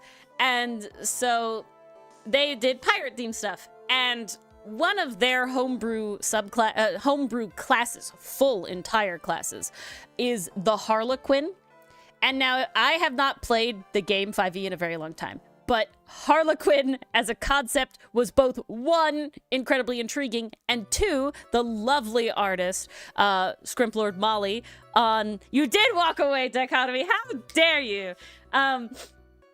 But their lovely artist, Molly, made a amazing art of the class representative of that, homebrew class, and I loved it so much. I loved the art and the character design so much that I was like, this Harlequin jester needs a lover, and they need to do like aerial acrobatics and shit, and it's very pretty. And Fingy and 5e, yeah, very, very much. And so I drew them together, and then I was very obsessed, and I drew them like 3 times total, I think, together in like fully rendered but messily rendered pieces, and they liked it so much. So we got this symbiotic relationship here, right? The Dichotomy Games group loved it so much that they actually did a whole like month homebrew theme based around, so these two characters are Whimsy, the one Molly designed, and Wonder, the one I designed as their lover, and they're very madly in love, and it's great, and they're very nice. And so they did a whole thing about them, and yeah. So they did a whole thing about them, and they got stat blocks. Whimsy and Wonder got their own personal stat blocks as enemies that they could be, and they also, at a point, I don't think it was because of that. Correct me if I'm wrong, Dichotomy Games. Literally, but I was like, you need to kiss someone, and I need to make that someone. And look at you being madly in love and doing all these cute little dips and flips and shit. And oh my god, gay. And one of them is like, I'm pretty sure non-binary. At least that's what I've been canonically. Whimsy is non-binary, and then Wonder is a guy. And then I don't know if it was part of this like Whimsy Wonder thing, but at some point they made another Harlequin subclass. So the first one, so they had like a bunch of beginning, and the rep Whimsy is a battle jester. They had a couple other ones, but then they added one, and it's called the Ink Pal, and that one also got art. So now there's another Harlequin gay cat. She's very pretty, and so I had to draw her, and now they're a throuple. Because that's where we've gone now. Every single Harlequin is now part of the polycule, so they're a throuple now. And I drew all 3 of them together, and they're very cute. Her name is Splendor, and so we have Wonder, Whimsy, and Splendor. And then so because I love Harlequin, and because they were honoring is not the right word, thanking me, I guess, you know, because I made their stream overlay because I thought, I was like, this is easy, and I like this. They were grateful to you. Yeah. I think that's grateful, fine. Thank you. And as a thanks, right, to making their stream overlay and stuff. Yeah, I was trying to think of the word. So they were, of course, they're like pirates, and then they're also like Harlequin, because Ori loves the Harlequins. And it's like, well, I mean, honestly, it's a bit mean to me because you're making me have to do work because you know I'm gonna have to draw them. Lovingly. Yeah, but that's the unfortunate thing, Dichotomy. You have the same talent that I do. Whenever we mention something that Ori would we can do the drawings. Draw, she has no choice but to do it. Yeah, like you and I have that power to mention cool ideas and force Ori to create. It's really bad. I don't know how we got this power, but you use it wisely. Use it wisely. So they made a pirate themed Harlequin called the Marooned Boatswain, and they have like all this rope stuff. So no many little guys. relation to the marooned Hoatzin. Yes, that's something different. But inspired by Milano, so and them. Honestly, they're more Ferrex than anybody else, but such as life. I do get way more Ferrex. They're very Ferrex. They're gonna be very Ferrex. That's just a nice blending of all and our of boys. Course, so fitting the thruple vibe. Yes, indeed. Thruples are a subset of so polycule is like any number of people more than 2. Technically 2 would fit in that, but you're not referring to 2. That's just a couple. A thruple is specifically 3. That's like all thumbs are fingers, but not all fingers are thumbs, right? Yeah, exactly, Penguin. Yeah. So that's how it works. I did not see the headcanon, Mason. I'm sorry. Everything's going so fast. It was in chat? Oh, I see it. You have a headcanon, Milano. Pluck uses a quill. Mr. Gillifley always says no, he wants to. Oh, maybe. There is feather things I have planned. Feathers do things. There's lots of feather things, actually. I do kind of lean towards probably not in canon, because that's like pulling out someone's hair. Like, that's part of their body. Yeah, no. But like he sheds like a normal person. But he would also like lose the feathers. Yeah. Yeah, exactly. So like, oh well, we should do something with these molted feathers. We don't really have like a ton of supplies. Let's make use of these. So there's definitely one very specific. Yeah, there's one very specific canonical reason that someone on the ship does have Aster's feathers. 2 people on the ship actually do have Aster's feathers. Neither of them were taken while they were on him. They were all molten. Yeah. But it is canonical as well. Feathered collars molt feathers like we shed hair, just like one every once in a while, instead of having like a period of time where you are molting a lot. Yeah, so we don't have that like period of time there. It is just like they lose feathers every once in a while, so like at some point it could just fall out, and that sort of thing. Oh, dichotomy's on it. Okay. But I will say that feathers do play a role in the story. And certain characters' feathers are going to play a significant role in the story. Yes. Yeah, we're not really having mange or anything like that. Yeah, no. Is one of them Aster? So Aster's feathers are involved with 2 characters specifically. I don't want to say specifically why, not because of their like major spoilers, just because they're like cool moments. Hard not to get into spoilers with this one. But they're also just like cool moments that I want people to like see and like think about on their own. But like, yeah, there is stuff involved. I think you're missing one dichotomy. You are. There's one more whimsy and wonder. Here it is.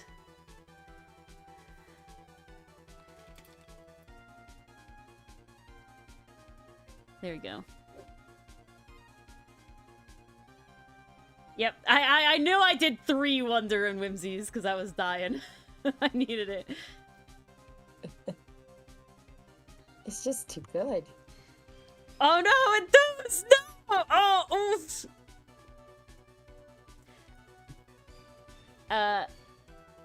Wait, what oh my god, that's adorable. When I find out taxes are due today. Ah! Oh no! Sorry, Enthuse. What do you mean, what was the last whimsy? A movie I remember crying during, but I never watched again. I also remember being, like, on the younger side, The last Mimsy. Why does that sound familiar? It's the one with the rabbit stuffed animal that's really like an alien or some shit, and we have to take it home to Witch Mountain. Was it Witch Mountain? Yeah. Or am I mixing up 2 movies? No. You're right. I don't remember watching this one. I did watch it. I did cry. Hello, Rage Paint peeps. We're talking about the comic, lots of shit, actually. Way too much stuff. Lots of comic stuff. I know, talking about our comic on Comic Corner. What a honestly, shocker. Less likely than you think. But, So, back to what I was saying. On this making time, I am designing the rep for this marooned boatswain Harlequin subclass. And we already named him, and I am... Not to be confused with the marooned Hotson. That's entirely different. I am currently locking in male gender right now. I don't know what build. Probably relatively twinky, you know, we'll see. Maybe more Milana. We'll see. I have a bunch of, like, Pinterest inspiration already that night. And, but his name is Fortune. We did decide that already. So we have Wonder, Whimsy, Splendor, and Fortune. And so, oh, thank you for the follow, Monica. Thank you much. Welcome yes. aboard. Oh, Rage, here, we can have a full sneak peek. Yes. Lots Rage, of very fun. This is the final entry of page of entry 6, yeah. Page, thank you. These page are all actually colored. Mars did color them. I just don't have them visible at the moment because I was doing the backgrounds. But yeah. By this man post haste. I mean, Penguin, that is what Ori does. Honestly, I'm still so proud of that tail. It was so wild because we have those two characters, Andy and Onyx. And Onyx is specifically to be very twink feminine but a guy, and then Andy is very much supposed to be very mask but a woman, and it's like that was very important to me. Like, I needed this dynamic. And for whatever reason, even though, like, I default twink very quickly when I draw, I could not get the Onyx style. I couldn't do it. Versus Andy, time. The very classic, like, butch lesbian, and I love her, and oh my god, she's great. Knocked that out of the park in like 30 seconds. So easy. So whatever. I don't know what happened. It was just very whatever. Then finally, after struggling with Onyx a lot, I did specifically look up fan art of James from Team Rocket because this was like the vibe I was going, like, not the full Team Rocket vibe, but that's like mildly their inspiration of what they're doing. Like they're dynamic a little bit. And so yeah, unintentional hotness, like baseline Penguin, but like the body type I default to is definitely like twink androgynous area, personally. But so yeah, so his design is fairly heavily inspired by some really pretty James fan art that I saw, and I was like, yes, this is what I need this to be. This is the kind of pretty boy I need. Okay, yeah. I think I know how I want this scene to go now. So it's gonna be Jesse and James-ish. Thank you, Rage. I'm very happy with it, and the comic. However, I do definitely could use to not go as ham on the backgrounds as I do, but I can't stop myself, apparently. Yes. I just can't do it. Don't work that way. Maybe you sort of rock band. No, Penguin, don't be sorry, Mason. Do we have any headcanons about, my brain died. Addie and Sid. Addie and Sid. And Melvin. I love Melvin, okay? I know he hasn't come, like, back around in your, like, redraw of everything, but, like, I need some more Melvin. He seems like an interesting character. Because at first I thought he was going to be, like, fast friends with Sid, but then we sort of had the moment where he's a little, like, interesting about Sid kind of just, like, having a good time. I was, like, a little worried, but then they were kind of bros. So I'm, like, I'm curious about where the friend group is going. He's a little bit aloof. That's the word I'd use. A little aloof. He's got that cat energy. Does have the cat energy. Alright, currently my headcanon is with Melvin that he would talk like Sid talks, and he is unaware that he does that, right? So he's like, oh, like, you know, Sid, you're talking so much and not let me get a word in. And then, you know, Sid would be like, Melvin, you do this all the time. Or Addie's like, Melvin, you do this all the time. Like, what do you mean? Like, what do you mean? And he's like, no, I don't. I can see that very much. Would be the one to call him out, not Sid. It would be Addie. Yeah. It would be Addie. It would 100% be Addie. I can see like that sort of thing, where he's a little unaware of his own quirks about it. I definitely see him missing social cues. I don't see him being, like, mean about it. Just, like, oblivious to his own sort of deal a little bit, you know? That kind of vibe. What was I? Other words I was saying. I feel like I had way more information I kept trying to share today. Why did we give so many characters in this series A names? Okay, I'm gonna tell you why. I'm going to tell you why. I don't have a good reason for 2 of them. I know the reason that, like, Axis and Aster, and Atera, I specifically was, like, avoiding it with Barry. I was like, we can't do this again. It's just because Latin. It's just because Latin. That's why. That's literally why. It's just, they sound good. Latin makes me sad. A noise sounds good. Like, it's a good noise. And, it's just, that's a very common letter in Latin. It's very hard to start words with E, like an I, like an E noise. Very weird. I'm glad, Mason. You need more A names? I'm gonna say Avrit probably ended up the way he is specifically because we were looking on, like, baby name lists, and we started with A. So we definitely started with A. I mean, his father's name is Barnett, so, like, we didn't go very far. And so, like, when looking for Perry, it was like, I'm specifically... With their names being so similar, there's that idea of legacy there as well. Yeah. But I'm saying so it's also a B, is what I'm saying. Is what I'm saying. It's A, B. So we didn't get very far into the list. Oh, I thought you were referring to the et part of their name. No. I know the et was purposeful. I'm saying we went Avrit and Barnett. A, B. So, okay. I remember specifically when looking for Perrin's name, like, going to a different letter of the alphabet.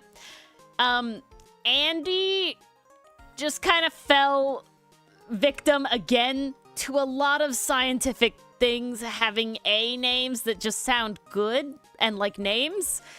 And, you know, because andesite. And so it's like, that's how we got there.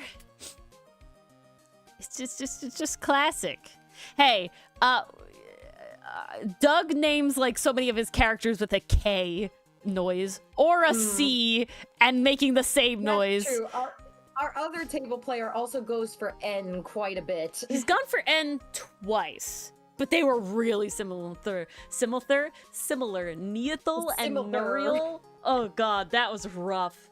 And then we called Nuriel Neathal. In campaign because they were right, like, back to back. Neathal you speak of? I don't know a Neathal.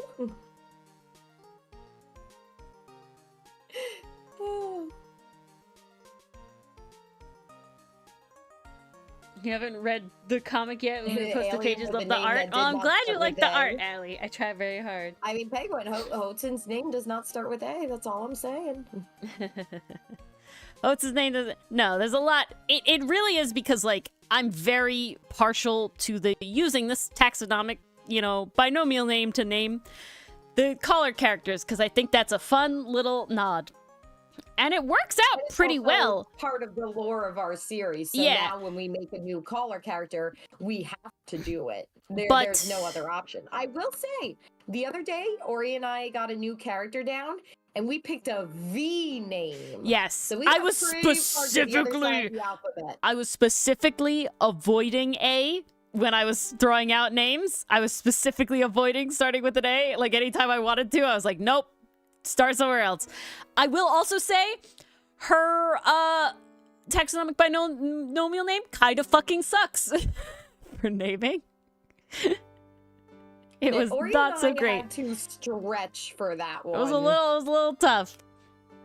It wasn't the greatest. We were spitballing back and forth for the better part of. There wasn't a lot of options. Maybe? There wasn't a lot of options. Yeah. Oh, 100% pastry puff. Definitely, it really is. I think that you should always have a theme, just because otherwise there's like a bajillion names. Like it's too endless. World feel more connected if there's like almost a conventional naming scheme, and then it's fun when people like realize it, you know, like, oh, then like, you can also take it a step further and be like, oh, it's not just the people of this world. Each community has their own naming scheme. A parent of Barnett. Yeah. The world building. Really need to read more comics? You should, Allie, because then when you do your comic and you post your comic, then you and Mason and I, we can all have a fun little comic collab, and maybe Vix. I want to get Vix in on it as well. Yes. Be very fun. I've always wanted to do that. All of them.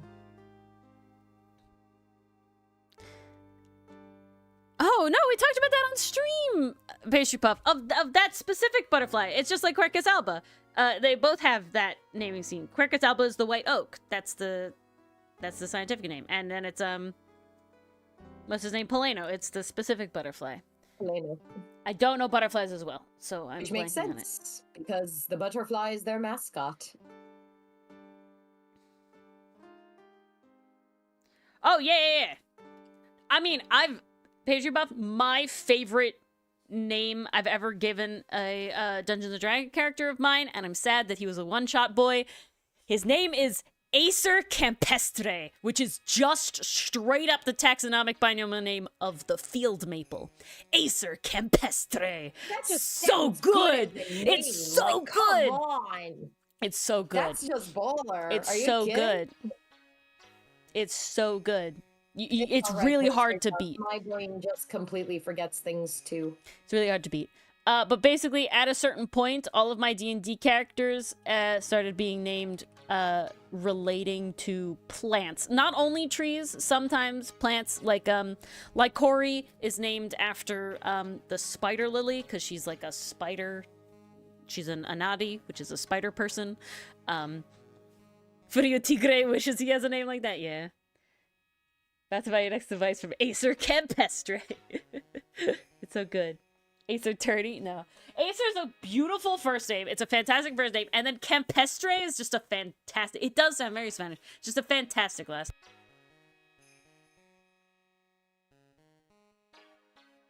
That's the only one that I've really, like... I feel really hard that this is, like, a normal name that is just a flat taxonomic name. I feel like most of the ones I do want to alter in some way, just taking a portion or only taking for the first or the last name. But Acer Campestre is just perfect. Chef's kiss. Oh my lord. So good. Okay, yeah, I know, Mason, and that's a great way to do it. It's a fun way to do it. And I specifically like the way you do it, Mason. It's the way we do it, where it's like, they're not just all identical. Some of them are, you know, because like Sydney is a good name and it's a city name, right? Adelaide is a good name and a city name. But I like how you changed. You didn't just name him Melbourne. You know, you named him Melvin, which is inspired by Melbourne, right? The original, but it's not just the inspiration. You could have called him Mel and he was just Melbourne, you know, and it's like, that's a little on the nose, but I like how you did it. Good night, Dichotomy. See you Thursday, yes, for a little bit of fortune before you abandon us to go to your own stream. How could you? How dare you? You're not even streaming on that one, but good night. Oh, that's a good one. But I will say with, like, Outcast, a lot of the times that... Not a lot of the times. Every time the animal is picked first when it's a caller. So it is a little like... we gotta find... find the name in that. Okay, see, Ori, I see Bree I'm trying to make this for Brisbane as short as possible. Uh-oh. But it's getting long because now I'm thinking in animation. I'm writing panels. Okay. And this isn't good. Well, I will say at this point I've gotten better at simplifying. At a line. Okay, sorry. My bad. I don't know the cities. I know Sydney, and I know Melbourne, and I know Queensland, which is an area, not a city, if I remember correctly. That's about it.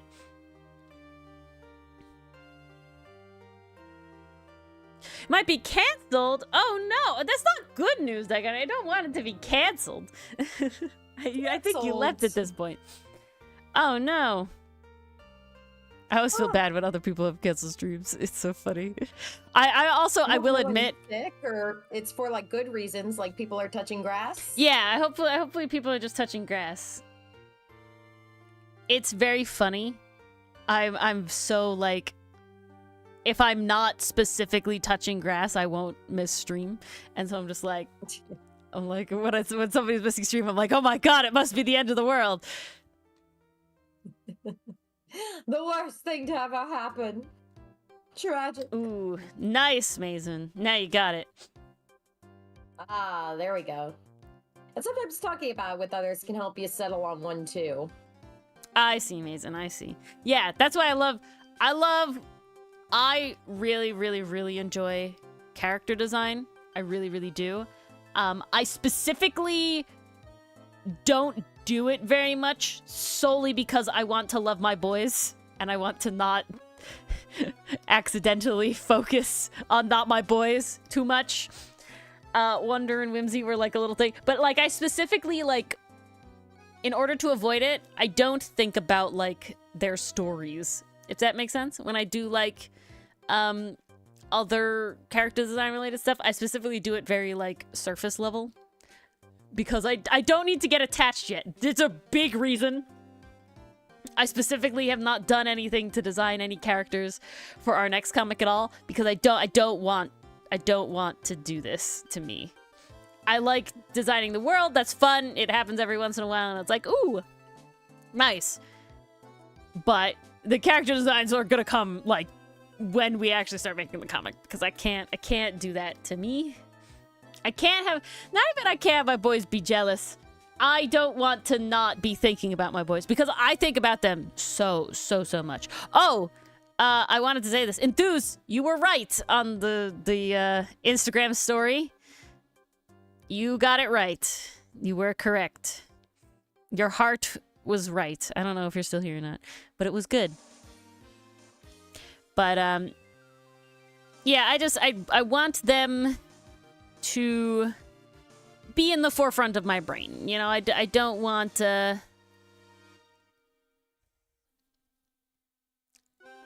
I don't want to have like the temptation, I guess, for lack of a better term, of like possibly thinking too hard about other stuff.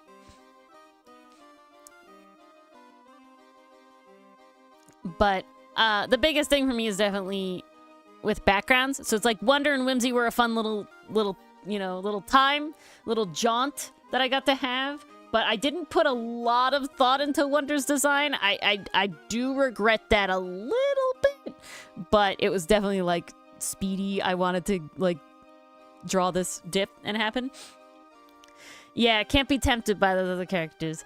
Honestly, I think another big factor is I would make them too like the boys. And I don't want them. I'm very conscious and possibly even self-conscious of I don't want to have whatever next characters we make feel like, oh, this is just Milano in another setting, or oh, this is just like a different Hosen. There's a couple of artists that do make comics that I do follow, and I will complete. This is not to diss them in any way. I still am going to read all of the comics they create, and like I love their art a lot.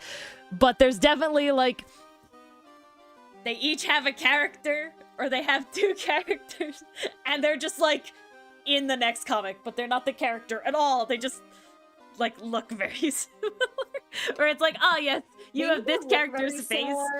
Or they act very similar. So it's just kind of like, this is so-and-so 2.0. Yeah. And so it's like very much, I'm like very aware, like self-aware of like whatever the main character is of the next comic. I don't want it to be like, oh, that's just like Milano, or oh, that's just like Hotsun. And it's like, I really, really, really don't want that to happen.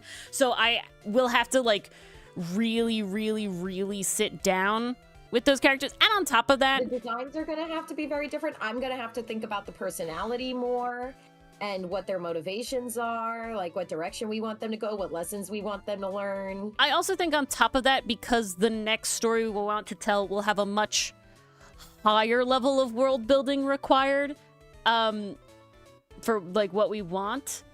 There will have to be like, I don't even know like what direction I would want to go with how they dress, what they look like, you know, what their through lines are, and all this sort of stuff. So I just kind of am like, good, I don't want to think about it. We're far from there. We don't need to entertain this. I would much prefer to have every once in a while where I'm like, ooh, world building, you know, plot bunny idea. And then I go, Mars, think about this. And Mars is like, ooh, yeah, saving that note away for when we get there. And then we get to sit down and sort through and kill our darlings and figure out where we actually want to go. Oh, kill many of the darlings and realize, yeah, this is a good thing. I actually just had to kill a massive darling just now. Oh, shit. And I'm a little mad about it, but I'm also like, no, this is the direction it needs to go. You could this is the direction that makes sense. Is it something you could bring back at some other time? Sometimes that happens. I think so originally I wanted this big exchange between two characters, and I think I can work it in a way that I can still have what I want. It's just the vibe is very different. Instead, originally it was going to be a very explosive interaction. Now it's more... It's a good trope, Allie. I'm very excited. And suspenseful. And this fits better with the angle that we were initially going with. Because originally this was written as to be a very explosive scene. But again, I'm thinking in the lines of animation. And I'm like, well, explosive you can do. But this is no longer the scene to do it in. And I feel like suspenseful is more the way to go. Yeah, it's like a lead-in shot. With this direction. Yeah. I mean, Allie, like, our next comic is gonna have a lot of animal iconography, a lot of wildlife, you know, a lot of like there's definitely gonna be like, this is a Folding Planets comic, and there's nothing wrong with that. But I don't want it to be, this is Outcast in another setting, because we do that. We already have, you know, AUs, and I like doing that. But I do want to have, you know, I just don't want somebody to look at it. Allie. How many done deaths? 72. I cannot speak for Ori's, but... If I'm gonna be honest, I don't personally kill a lot of darlings, and the reason, as a person, I usually have a very good sense of what I want, and it usually is already thought about, right? I don't write the script, so there's not, like, a lot there, and when I do give, like, ideas to Mars, I'm usually like... You take this idea and you do with what you will. If it doesn't show up, that's fine. Don't but get me like, wrong. I've certainly here's shot the down brain some thing. of Ori's She ideas has, where but I was like, that's not the vibe. So, Ori doesn't get special privileges all the time. Oh no, I definitely don't. I'll definitely be like, I was thinking about this, and Mars will be like, either, ooh yeah, that fits here, and then I'll be like, ooh, that fits here. That happens a lot, but then there is some other times where like, I was going in a different direction. I was like, okay, cool, just like had a brain thought. I'm gonna share you. And we do like the brain thoughts because sometimes they can be brought back later. Yeah, that too. I think the biggest darling, like, I was involved with killing was probably the original Outcast ending. It was, yeah. Probably that. Was a big that. one we had to kill.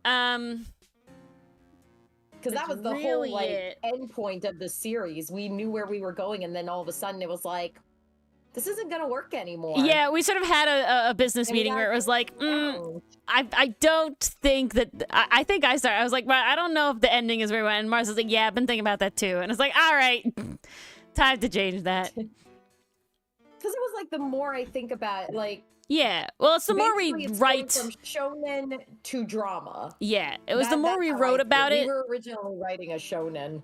Yeah. It was definitely the more we wrote about it, the more it was like, I don't know how we're gonna get here.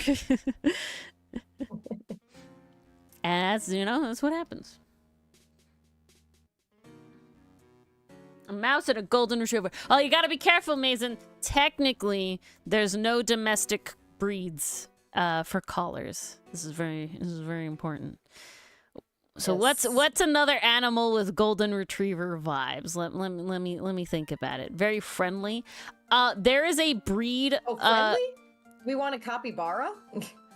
They're more chill. I'm thinking they're very chill though. I'm thinking I wouldn't say if we're doing golden retriever, animals. I wouldn't say we're going capybara. There's a fox that lives on there's a species of fox that lives on an island off the coast of California that had no interaction with humans and had no predators. So when humans came for the first time, they would literally come up and like sit in your lap and play with you because they're like dog-ish, you know, because they're foxes, but they're like dog-cat in the middle. So I'm going there. Wait. Fox endemic.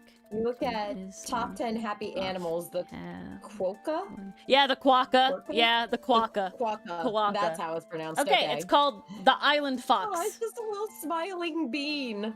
I love it. Wait, guys, this is going in the couch.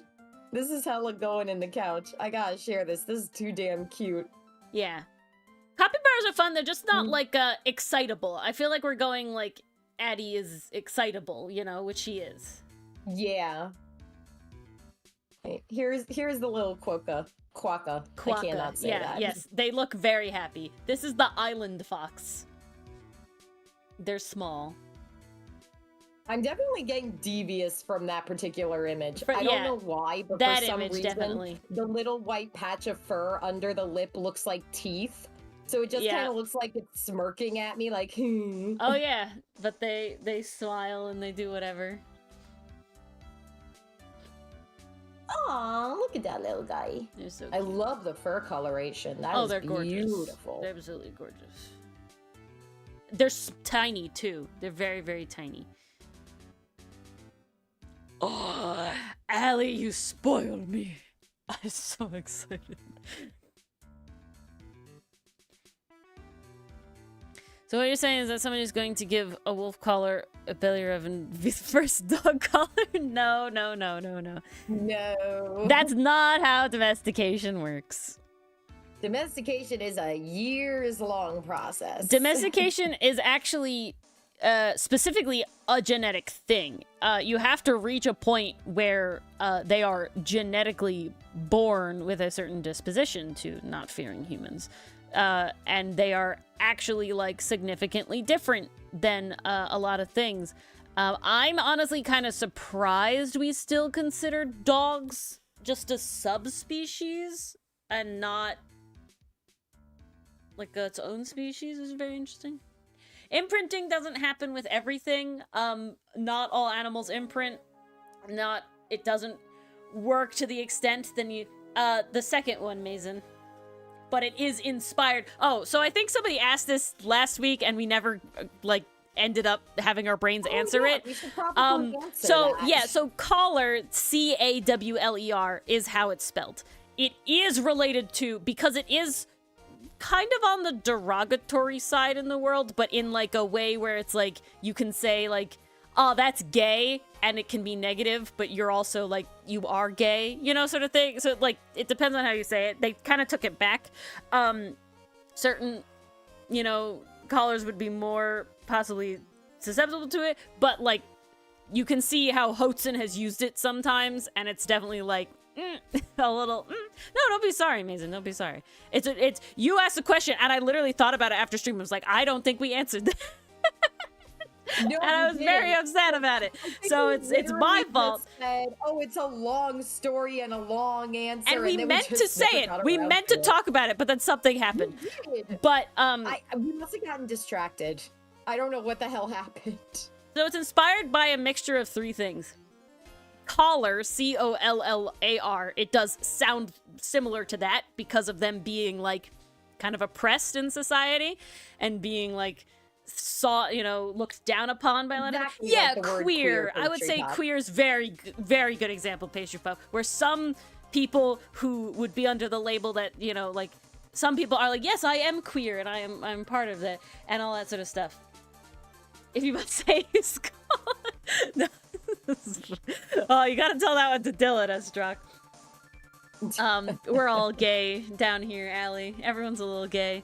But yeah, really but how some people don't like using the word queer at all, right? So, while Milano and Ferrix and Sinnott and Aster have kind of been on the side of, no, we are callers, that's, like, our people, that's who we are, like, this is who we are, we don't want this, because the only other way that they, like, are really referred to is the very scientific term of,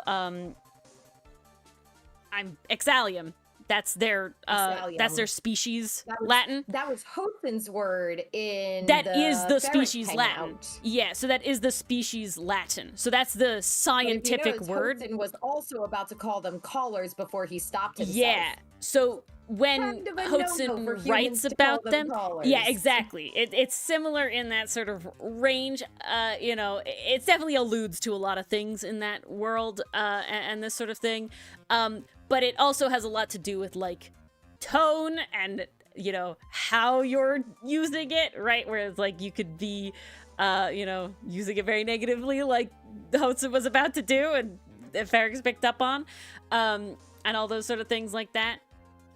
But yeah, it's very much like that, Pastry Puff. Very similar to it's that. Very, Pastry Puff, I would say honestly. queer is the closer one. Then, you know, yeah, then you know the that one.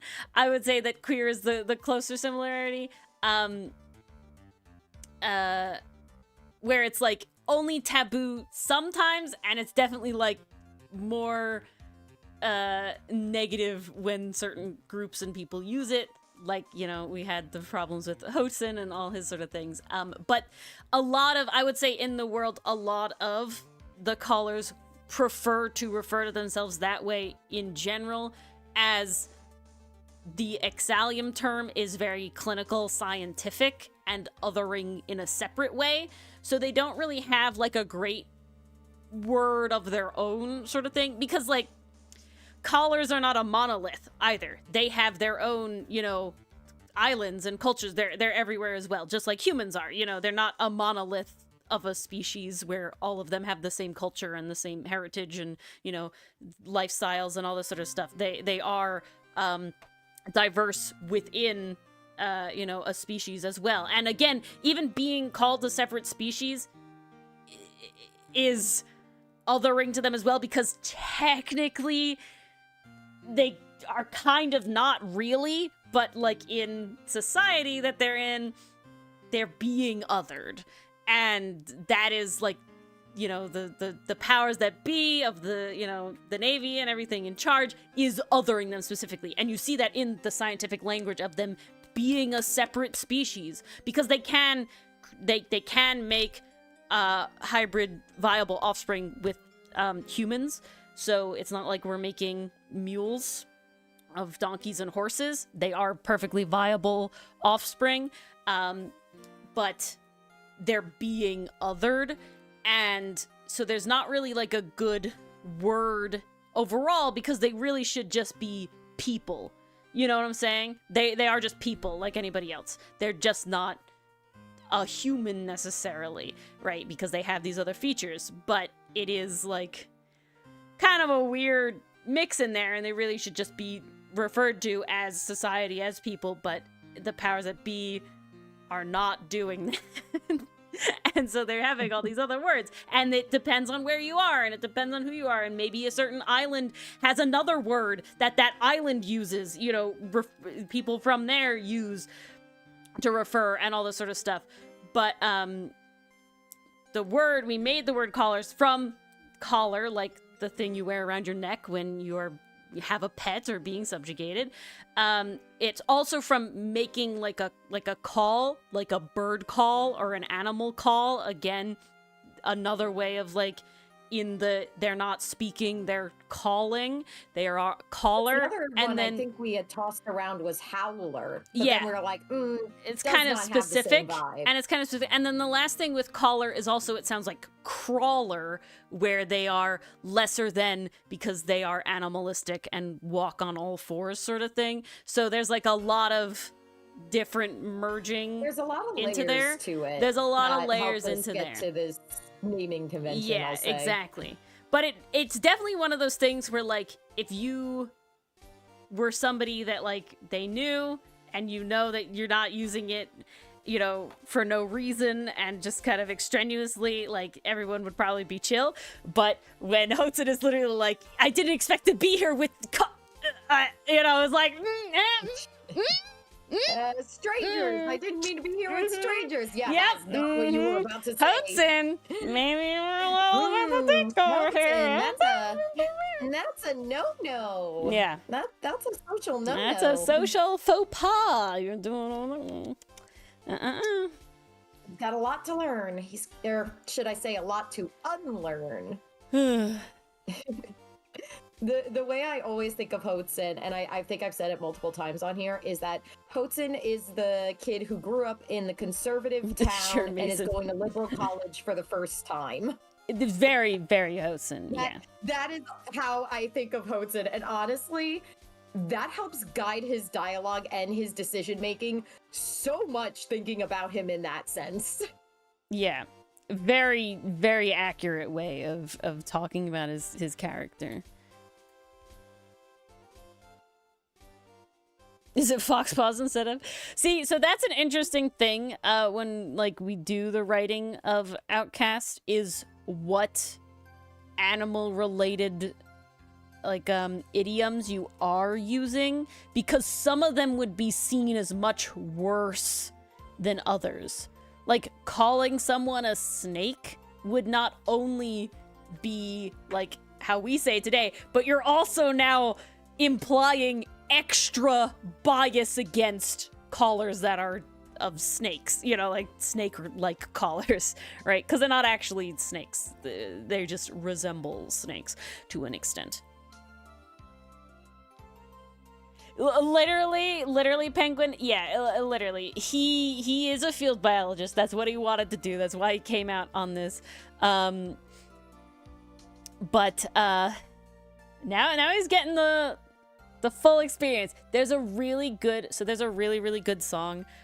It's by, so there's a artist, her name is Beth Crowley, you know, a singer, songwriter, and she does a lot of music like based on other like properties. So she like writes song like about Maze Runner. She wrote a song related to like a bunch of other properties, but I don't listen to, I have seen Maze Runner. That was like the only one that I had seen, and I didn't even clock it right away. So I listened to her music unrelated to the other media, and a lot of them go very well with certain Outcast related things. And there's one song that's called I'll Find a Way, and it's related to some game or book, I don't remember what, to something.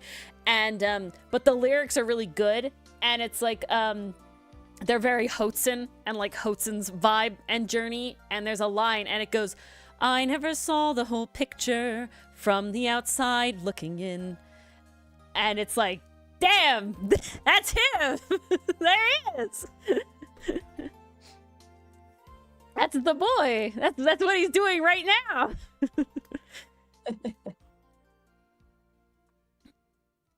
So it definitely all relates. All goes within there.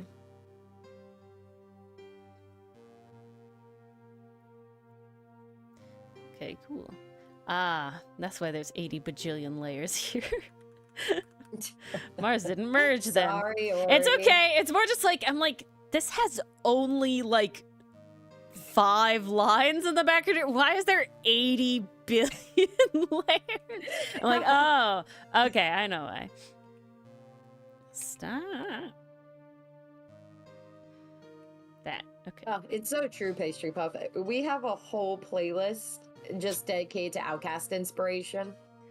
Yeah, and there's even more that I just like have cooking at any given time. I literally, so there are lesbians, and I'm very attached to the lesbians that will come up, and that's not a darling will kill, because it doesn't do a lot. Like it doesn't drive or remove the story in any way. Them being lesbians is just, yes, this is what I want. I want them to be lesbians and in love, and they're gonna be really cute, and I need it really bad.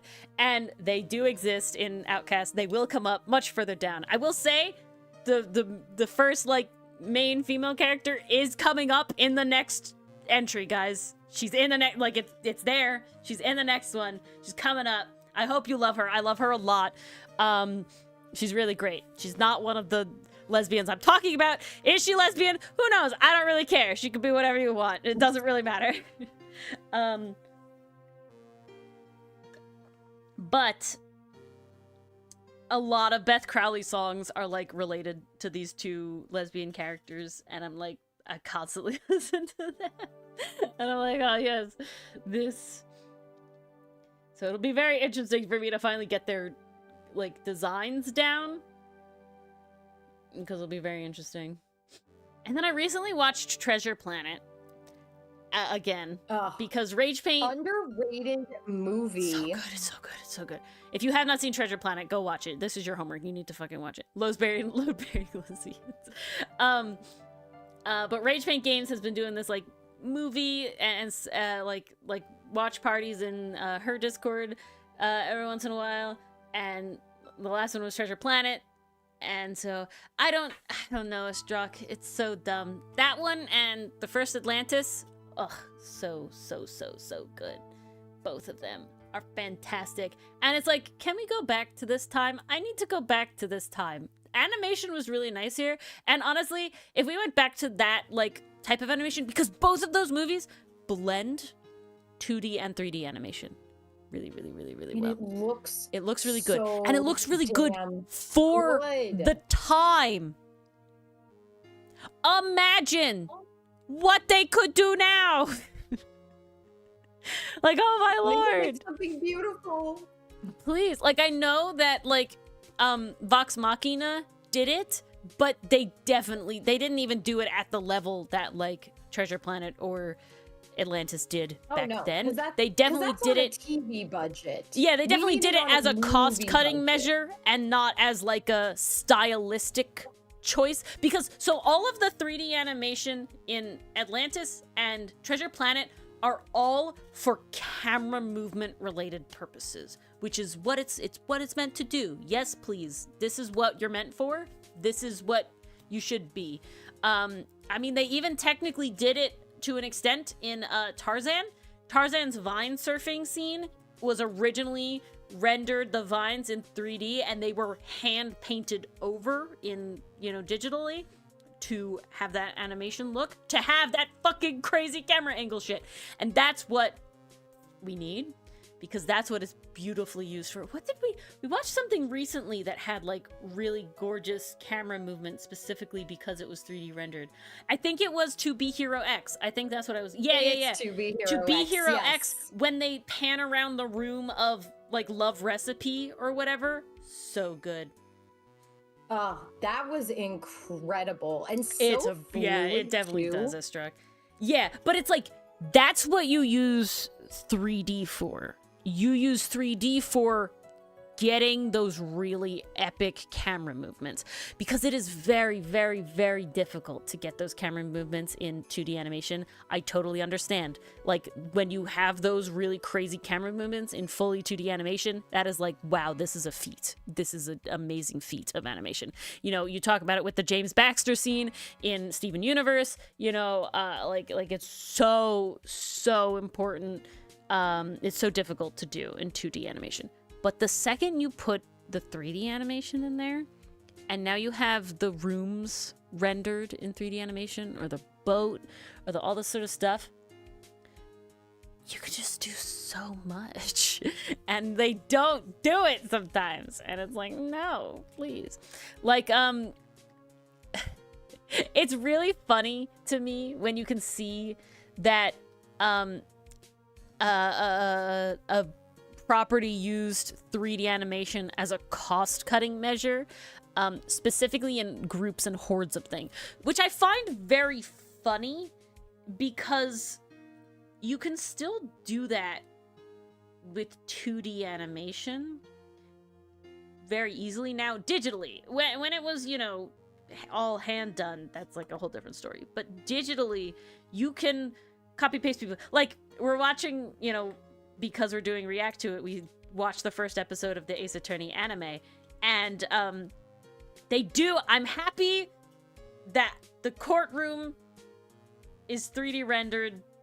They get a lot of use out of it. I'm okay with that. Is it done super well? No, but like, I'm okay with that. What I find hilarious is that then all of the peanut gallery is also 3D rendered but copy pasted people. And like, you could have put 2D animated people in those scenes. Like, you could have done that. It really would have been really easy. You literally like copy pasted like 3 characters. You could have just put 2D animated people there. And I feel like it would have blended the scene slightly better if you put 2D animated people in there, because they literally barely move. It's so easy. So like, I'm a little sus about that. But everything else. I think I've made this nice and short. That we only need one more entry left for tally marks. Yay! Well, we'll find out tomorrow, won't we? Yeah, we will. We'll find out tomorrow. Spelled Psycha's name wrong again. There we go. You love to do that. And I keep thinking it's with the C and not with the S. I don't know why. I never spelled it with a Z. It specifically has to be spelt that way. There's a reason it's spelt that way. I know. What was I gonna say? Tarzan does have a very brutal Disney death. It really does. It done really well, though. Multiple brutal Disney deaths, honestly. Yeah, you're right. Tarzan First he got the parents with grim. the jaguar. Then the jaguar dies. Yeah. Then the villain dies. And then the stepfather dies. The stepfather gorilla dies. I thought he died first. No, he passes after the battle. Oh, really? Okay, I'm blanking then. Yeah, because then you get that whole moment. So he's just shot first, Tarzan. And then he's shot first. Okay, and then he's dying, and then Tarzan goes. Yeah, he's dying during the battle. Yeah, Tarzan locks the fuck in, and then we get okay. Yeah, a lot of people did die in Tarzan, huh? Indeed. And then Clayton is just hanging out before Tarzan goes to check on Kerchak.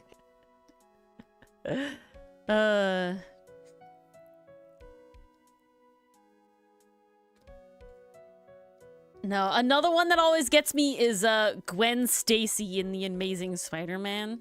I think that's the second one. That one hits real, like, it's so surprising to, like, I never read superhero comics or anything, so I never had like any indication that might happen. I've only seen superhero movies where it's always happy and like we always get good, so it's like double shocker of like, oh fuck. Oh fuck. Well, shit. Shit got real, man. Oh, well, like real fast too. Like it's like, he's gonna save her. He's gonna be fine. And then it's like, yeah, what? He's the hero. What? Also, I'm gonna say it. Gwen Stacy, better love interest than Mary Jane. I'm sorry. Oh, especially yes, and so he must Garfield be movies to the Tobey Maguire clenching movies. it between his cheeks, Allie. Yes.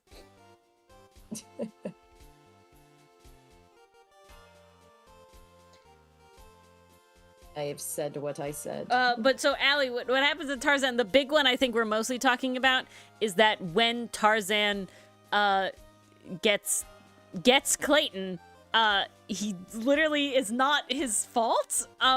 Clayton is stuck in ropes. Yeah, so Clayton, they're in like Tarzan vines. was trying to warm him. Yeah, so they're him. stuck in vines. Yeah. And Clayton's like kind of all tangled up in these vines, and he's taking like his machete or whatever, and he's just angry. He's like in a rage because Tarzan's winning, and he's like in a rage. He's enraged, and he's just slashing at all of these vines. And Tarzan's like, "Dude, stop! Like, literally, you're literally gonna hang yourself." Like, he's not saying that, but that's what's happening. But that's the implication. Yeah, and then he cuts all of these. We watch. They focus. There's a vine that gets caught around his neck and his chin, and then we watch him cut everything else. We see Tarzan's eyes go wide. He like, you know, like the parachute thing where the camera goes like he flies up, but the camera goes down, sort of thing. We have that, and then we have the like lightning flash of him very visibly swinging back. Like it is very visible. The shadow. Yeah, the shadow. It's kept as PG as they could get away It is the with. shadow, but it is like a very like clear shadow of him swinging back and forth. Literally though, Penguin, and that's what it was. That's what it was. That's what it was. His rage. That was his fatal flaw there. Yeah. Sucks to be him. Mm-hmm. Where am I going? Yep. More brutal than Celeste. Indeed. There was like a funny thing I saw, and it was like Celeste got a chair. No, I gave her the stepping stool afterwards. I don't know what I could do to fix the Clayton one. Must have been traumatized. If I'm being honest, Allie, that's fair. When I watched it as a child, no clue. No, like mind blank. I didn't process it. Yeah, like I didn't process. I didn't it even until associate I saw it. videos talking about like top 10 Disney deaths. It was much later, much later. I had like watched the movie again, and it's like, oh, okay. Like now I understand what happened, but like, you know, at that point I was old enough to not be like see the details, traumatized by it. But like, and it's like. What's interesting about it is that, like, when you first watch it as a child, and this happens with a lot of Disney, like, with a lot of kids' movies and Disney movies of the time, is you're not looking there because the way that the scene is shot... You're usually looking at the main character. Yeah, exactly. The way that the scene is shot is like that shadow is a background detail. Yeah, to Tarzan looking at it, shocked, but, you know, and, like, accepting of that, like, you know, he did it. But, and then going back to, you know, I can't remember the gorilla's name, but, the father or the mother? The father. The Kerchak. silverback gorilla. Kerchak, thank you. And, going back to, you know, leaving to go back to him. And so you're not, like, looking at that, like, extra layer. When you become an adult, and specifically, or you just, you know, you get older, and specifically when you get older, and you grow up now vying for a certain amount of media literacy. So you're not only looking at the place that they solely want you to look, or you're not only looking at the character, you're looking at where the actual, like, eye line goes, then you notice it. So it's not like, it's a lot of, like, what's the word? Framing manipulation. It's just done really interestingly and really well. And you know, we lose that a lot in movies nowadays, unfortunately. There's a lot of we do. That's why when I am loving to be Hero X, not only because the like universe and story is really interesting, but because the art direction has been fantastic. The art feeling you were going to love it, but it's one, the dynamic camera movements, the way they blend everything, and the changing art styles are not jarring. They're not jarring. Oh my god, every transition to the other, like, to a different art style has been gorgeous. 1, 2, and purposeful. Yeah, that's what's really nice about it. They're not changing art style to change art style and be cool, which is nice, and that's great and whatever, but they're doing it very purposefully and seeing that moment. Because when you get it the first time, it's like, oh, this is fun. But then when you get it the second time and you realize why you've gotten it the second time is like, wow. Really love. And then you see all different things. Okay, really mild spoilers for To Be Hero X. Like, this is, you're just not going in blind, but like, there's no storytelling really. This has been added to your list. Now's the time. Yeah, it's 2 episodes in. The dub comes out the same day the episode comes out. It's been great. It's really good. Again, it's another donghua. It's not an anime.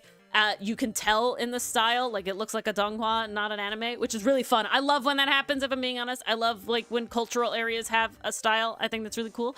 But, so it's mainly in 3D. It's 3D animated in a way reminiscent of Arcane and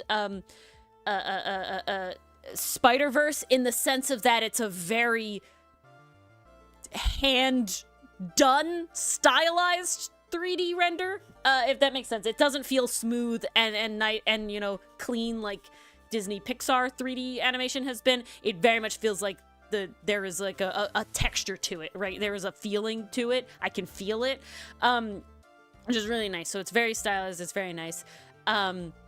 It looks really cool. It looks really good. And it goes into, at certain points, 2D animation. But it doesn't go into just one style of 2D animation. So far, we have seen 2 different styles of 2D animation. And And what's really cool is when you start seeing the differences. And the main one we see is the main character is a hero. And when he locks in and is feeling his most heroic, we change from the default style of the 3D animation, and again, incredibly seamlessly, to a 2D animation style that is not like any other, sort of classic you see. It's very Western comic book style, in the sense of that it has very thick black line art. It has very, very prominent dot gradient. Me of the art style of The World Ends With You. Yeah. And like, it very much reminds me of that style. Very bold, bright colors, very flat, purposefully, with like cell shading at best, but that like dot gradient texture as well. That has a word that I'm blanking on what that word is.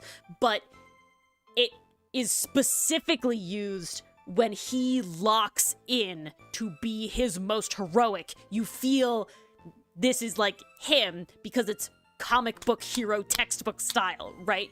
We have a different moment where we're learning about a character's backstory, and that has a much more like child hand-drawn sort of look to it, I guess. So we're watching it in dub. The dub is really friggin' good. The dub is really good. And I feel like it explains the initial premise better than the sub does, in all honesty, because it does move very quickly. There's a lot of information. Hearing that explained was easier to process than reading There's the subtitles. A lot of information. There's a lot of stuff going on. We're already like theorizing where it's gonna go. There's not like a mystery yet, like, or anything like Link Click has, but just like vibes of where it's going. We have been like talking about it.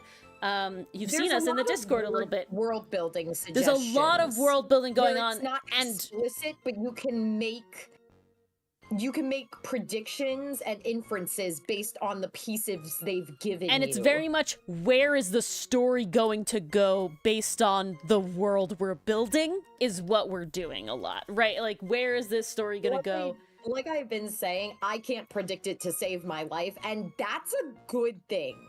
Because it's not doing it in a way where it's like, this feels totally out of left field. Yeah, it's like, oh, wait. Like, it's more like, oh, I didn't consider this a possibility, but no, wait, that makes sense for the world they've created. Yeah, I feel like episode 2 encapsulates that a lot. Yeah, so there's literally only 2 episodes out yet. I think it will pass the 3-episode test with flying colors. I love where it's going. I love why, like it feels really good why the protagonist is the protagonist, right? Like, because there's like a moment when you first meet him where it's like, why is this guy the main focus? But then we get like I know why this guy's the main focus, and I'm very excited that he is the main focus of like what they're building his deal to be is really, really nice. And again, the art direction has been gorgeous. Every area feels purposeful.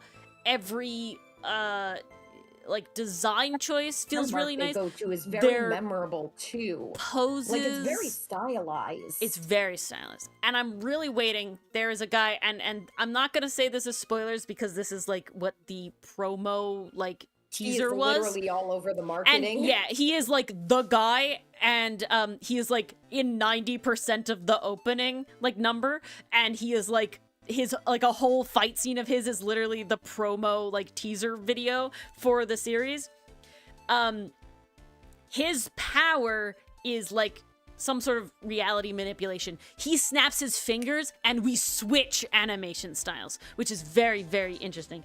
It is I don't know if it's only on Crunchyroll. I have not checked. Sure, it's on the Yarhar Yoho It does site. have a different I'd be very Chinese name, if it weren't. So hold on.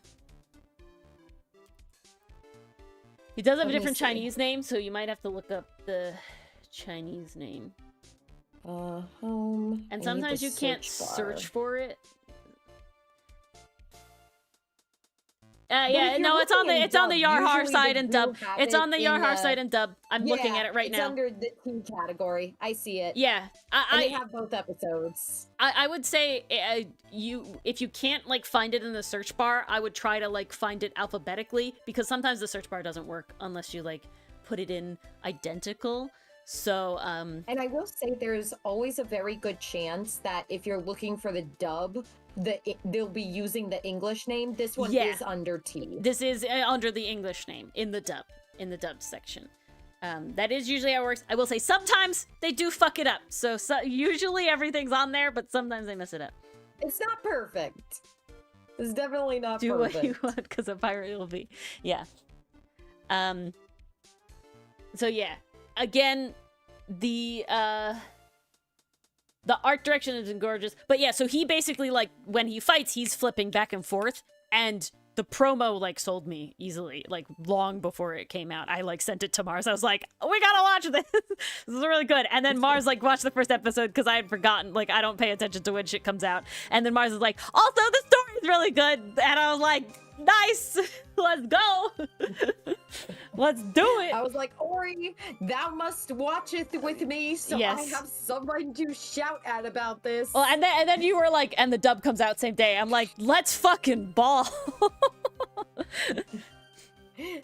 Guys, you want to know the real selling point? I got my parents into this one. Ooh, it's good. It's good. It's good.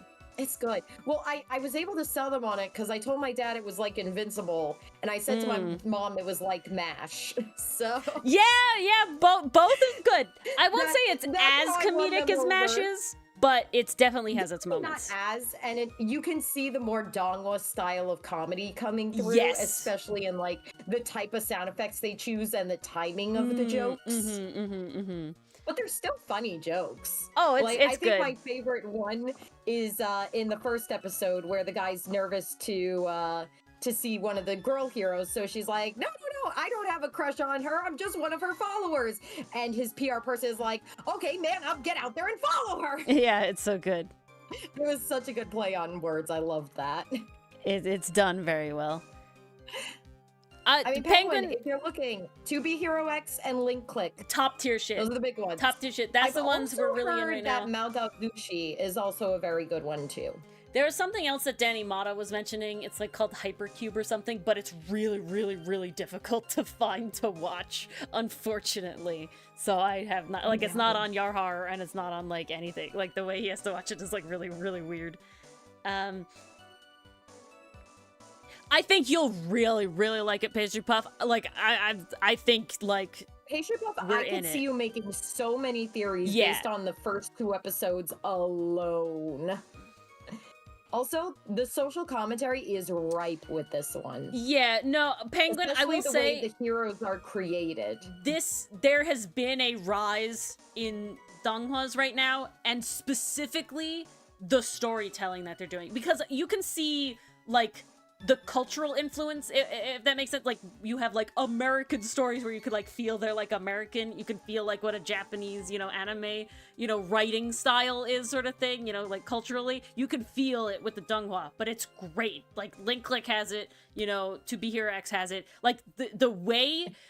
what I think is really nice about it, because I feel like a lot in Western animation, we've sadly sort of moved away from having to think about things, and they're kind of spoon-feeding it to you again. We've kind of come, like, full circle back to, like, people are stupid and they won't be able to pay attention long enough, and that they need to, like, have it all spoon-fed to you. Spell out everything for them so they don't misinterpret it, because God forbid 2 people watch the same show and come away with different thoughts about it. Yeah, I feel like we had a heyday with that, and we've kind of unfortunately gone back, because in the past it used to be like spoon-fed. So we've, like, you know, everything's cyclical. But I feel like so far, definitely with Link Click, definitely with 2B Hero X so far, it's very, no, you have to pay attention. Like, you have to be engaged. They're not spoon-feeding it to you. You know, they're not at all spoon-feeding it to you. You have to see the underlying thing. Yeah, I know, Allie, crazy, right? Crazy. People having to think about shit. something funny. Yeah, I know. In Kaz the DM's server, there was like they have like a question of the day sort of thing, and one of the questions of the day is, if you could force everybody to just immediately have like mastery of a skill, what would it be? And I'm like, media/news literacy, please. Media. Can we have that? Can everybody have that right now? Click the button. Click the button. Please. That's all I want. Critical thinking skills. Let's go. That's all I need. That's what I'm saying, Penguin. That's what I'm saying. Oh my god. It's so true, though. One of the movies, the first movie that Rage did with her watch along series she's been doing now was it was called The Princess and the Goblin. I think that's what it's called, The Princess and the Goblin. And it's like it's like a 90s animated movie. And oh my god, is that like spelled out for you? Was it a funny time? Yeah, it was a funny time, because honestly my favorite thing to do is find the Tumblr sexy man in the movie. And I think it's pretty funny to me. And you know, it was cute. It was a cute time. Like I enjoyed my time, but it was definitely like, wow, this is a 90s movie. Exactly, Penguin. I want to overthink. Let me do it. I feel like there's Let me have my crackpot theories. What I don't understand is I feel like there is a very easy, quote unquote easy, but like a pretty easy middle ground of having shows that people want to watch mindlessly and having that same show that people want to look in really hard. I.e., Mashley, Muscles and Magic. I watched that pretty brain deadly. I watched it for the comedy. I know Dylan watched it for the comedy. I didn't go into it being like, this is gonna be an epic story or whatever, or anything.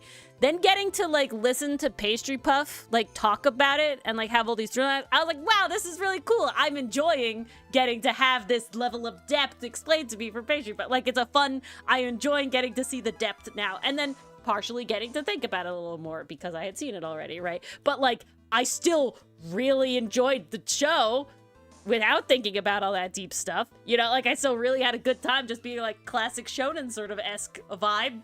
You know, boy gets to fight magic with fists. Pretty fun. And, you know, getting to do the both. See, I can never do that, Mason. I find I get too, like, watching a show for the first time, I'm, like, too curious about what's happening on screen. Like, I'm too curious about what's happening on screen. I'm like, I need to, oh, something interesting happens, I look up and I stop drawing. The only things I could draw to are stuff that has no visual stuff, so, like, you know, audio-related things. But the big one is, because I've seen Adventure Time 80 bajillion times, because I've seen Over the Garden Wall or Gravity Falls, like, on repeat a million times. Obviously a million's a, you know, thing, but like, oh my god. I know every episode, like, in my head. Like, I can picture what is happening on screen in my head because I've seen it so hard, because I've seen it so much. That I don't need to pay attention. I will say certain shows take more attention than others. Like, I specifically sit down to watch, like, Apothecary Diaries and My Hero X, but I didn't, and obviously Link Click, but I didn't sit down to watch. Yeah. I'm trying to remember. There's one recently. I'm blanking on what it was. I'll have to look at my Crunchyroll. I wasn't, like, sitting down to watch, like, The Pretty Boy Detective Club, or like,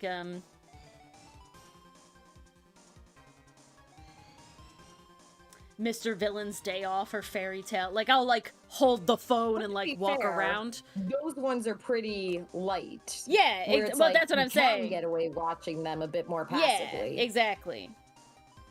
You know, Tadaima Kairi, like, I would still, you know, like, because there's not, like, stuff happening every second.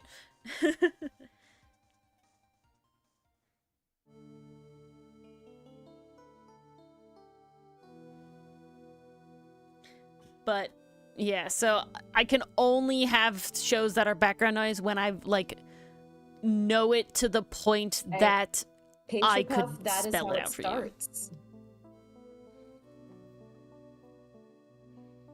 Off topic, but guys, the final script for Tally Marks is done. Woo! And I think we've ended this in a way that it's a good stinger. It's a good cliffhanger. Ooh, nice. I think the suspense is pretty nice. Averett's a pretty good asshole, if I do say so myself. I mean, Paige Chappelle, I was very happy that you watched MASH and, like, did, like, an in-depth analysis of it. Because I know none of us three sort of watched it that in-depth. Same with, Cute Earth High Defense Club. Not gonna be one of those ones that I plan to watch with my brain on, to be honest. Yeah, and I never will. But I like that you do, and I get to be a part of that. I was happy to do it. Like, a lot. Same with Cute High Earth Defense Club. That was another one that was like... I always mix up the order. Vibe. Which is getting a new one this season. Yes! We talked about. Oh my god. I was not expecting that in with all honesty. With a new team as well. I'm very surprised. Very curious. I already forgot what it was called. High Color. That's what it's called. High Color. Which is very, very cool to me. We do love, certain assholes, they need to be around, and they're fun to write. I know Mars really loves writing for Esther. Uh-oh. It will be very interesting to... I'm kind of having to work up the nerve to start this, the Tally Marks entry, like a little bit. I'm like, there is a lot going on here, and like, I do need to be aware of the space. Going on. There's a lot of character moments. There's a lot of so I've definitely happening, surprisingly enough. Yeah, so I've definitely, and there's stuff that I really would say I have not drawn before, like fighting to an extent, prisons, and like a certain level of like of fighting, not full on fighting. They're linking if it S-Truck, don't watch it. And I'm gonna tell you why. The anime is not, to say not good is not the word that I want. It's not coherent in the sense of that it's a light novel. It's a group of light novels. It's a group of light novels that were unfortunately seemingly, I didn't read the light novels, but I did not finish the season, and the community consensus is that it was very poorly adapted, because I was watching it and oh, I'm sorry, Allie. Allie, I think you'll be very happy with how the game ends, okay? You just got to get through it. My brain died. What was I saying? Oh, don't watch Pretty Boy Detective Club. So I have not read the light novels as struck, but there is a lot of people who really, really, really enjoy them, and they were very disappointed by the animated adaptation. I think what really, really happened is they got one season of an anime for, to my understanding, like 3 or 4 light novels. So there's just like, that's not gonna work. It was very difficult for them to like put it all together. And I constantly was like, I feel like I'm missing something. Like I feel, at first I thought it was like, maybe there's like a level of like cultural, just like, I feel like I don't understand what's going on. Like, I feel like out of the loop. I find its art direction is incredible. The art direction is very pretty. The art direction is beautiful. I've seen the style, and it is gorgeous. So in love with the color blocking that they do, and I will say I am very, very inspired for our next comic to be much more level of there's gonna be a lot more like color planning in the next comic we do. That's not to say that it wasn't color planning here. There was a lot of I feel like my art very has a vibe, but there's like a specific different vibe where color means a lot more in the next one. I don't know how to explain it correctly. Like, there's a difference between I like how the world of Outcast looks and I like how the characters look. I think they lean very warm tones, which I'm here for. I did purposefully, you know, the island has a specific look to it, that sort of thing. But like, the colors don't quote unquote matter in the sense of like the actual color doesn't matter, versus in the next, I think it's more so like for the characters, it's just to help them be recognizable. Yeah, like, the reason that they have like Milano is red and you know, Ferrix is green is they're identifiable. You can also do a little more with like symbolism. Power Rangers logic. A lot of things do that. You know, a lot of things do that.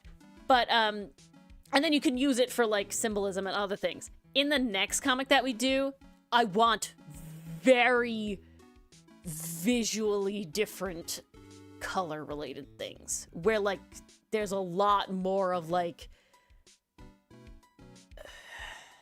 intention in specifically when certain colors are used and how the background looks, because the next comic we will involve magic to an extent. It is a world with magic where Outcast has no magic. The next world will have magic because it's going to be Aetherpunk esque in a way. It's gonna be our version of Aetherpunk because it's not gonna be like any Aetherpunk you kind of look. Punk. It's with a twist. Yeah, it'll be very interesting. I'm very excited, but it will be like I have a lot of ideas of specifically how I want the colors to look for like the good guys and the bad guys, and like when they're using magic and like how they're using magic, and it's like very important to me, so it'll just be very interesting. Oh, Allie, wait until you play Rise from the Ashes. I think Rise from the Ashes had the most evidence I like at any point in time. That was crazy. Yeah, there were multiple times in Rise from the Ashes where like, oh my god, how much fucking evidence do we have? There was a significant amount of evidence in Trials and Tribulations, but it definitely never felt like the level that Rise from the Ashes. Allie has not played Rise from the Ashes.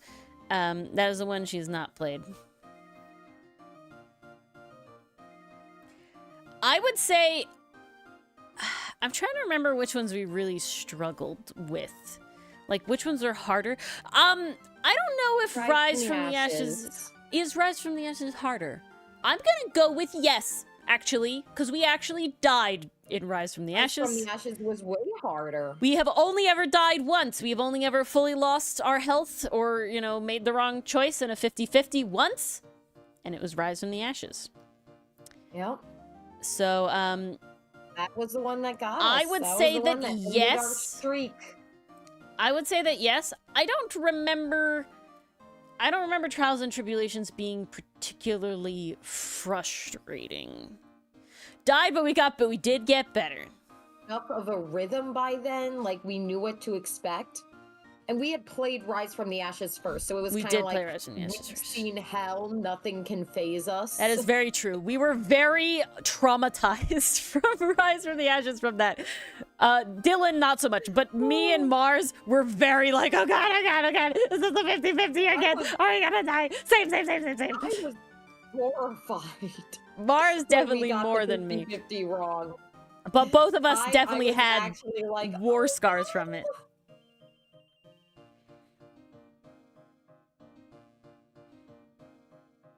Ah, I see, Allie. I see. I would say, like, if you have the trilogy, I would, like, play through the first game on, like, speed, like, I would say play through AA 1-1 through 1-4, like, with the walkthrough open, so you can do it, like, as fast as possible, just to play Rise from the Ashes. Because I really do like Rise from the Ashes. I will say it's not... We have problems with the ending specifically. We wish there was more catharsis, but, yeah. Yes, that is very true, Penguin. Fear was not what Dylan was feeling. Okay. No, he definitely wasn't feeling fear. How do I do this, Milano? What background do you even have? I don't even know. When it's been so long, you gotta remind yourself of the background. Well, it's more like, I don't know what angle this is, my boy, and I really don't want to have to draw it. So we're gonna fudge it really hard. Yeah, there we go. That's too hard. Too much. Too much. Too much? Oh no.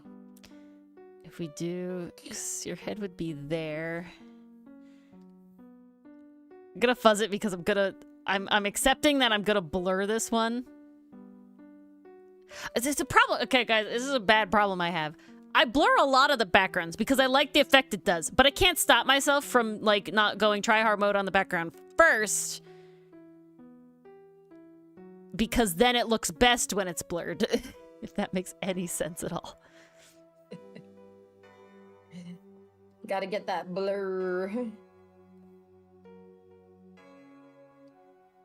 It's bad. Ori's bad. I will say, because, okay, I also have this problem that is, my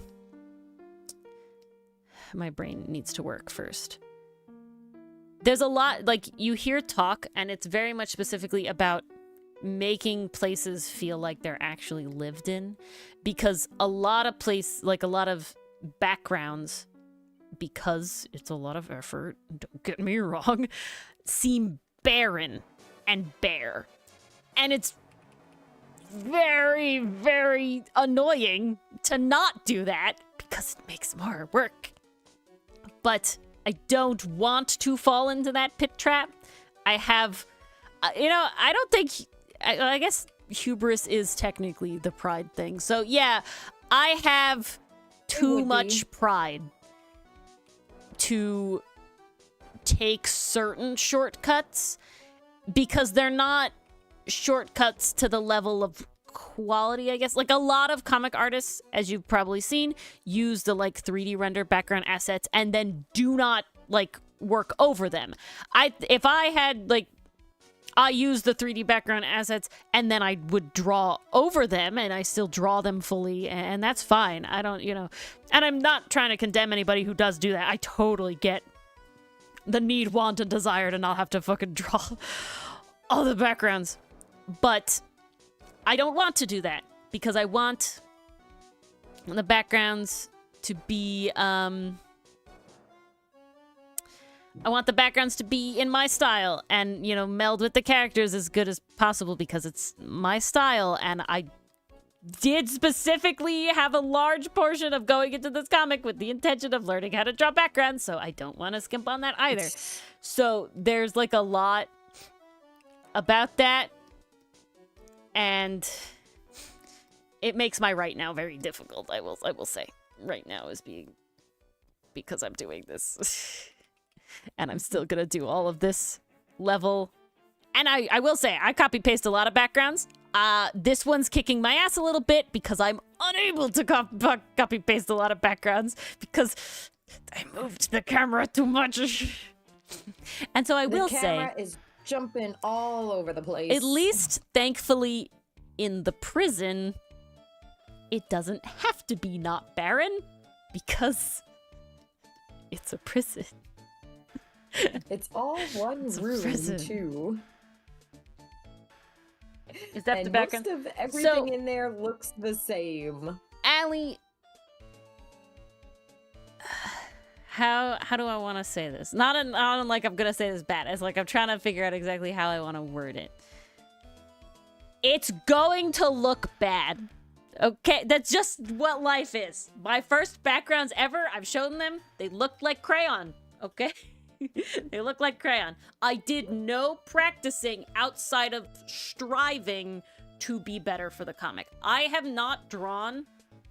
I literally can't think of a single background. That's a lie. I can think of one single background that I have drawn not related to the comic. We do not see Godot after AA3. We will not see Godot after AA3. He does not come back. You're free of him. You shall be free. You have to beat the game and then get Lang. And then get Lang. I don't think it's as spoilery. He's not like he's like Miles Edgeworth's sister like Franziska is, you know?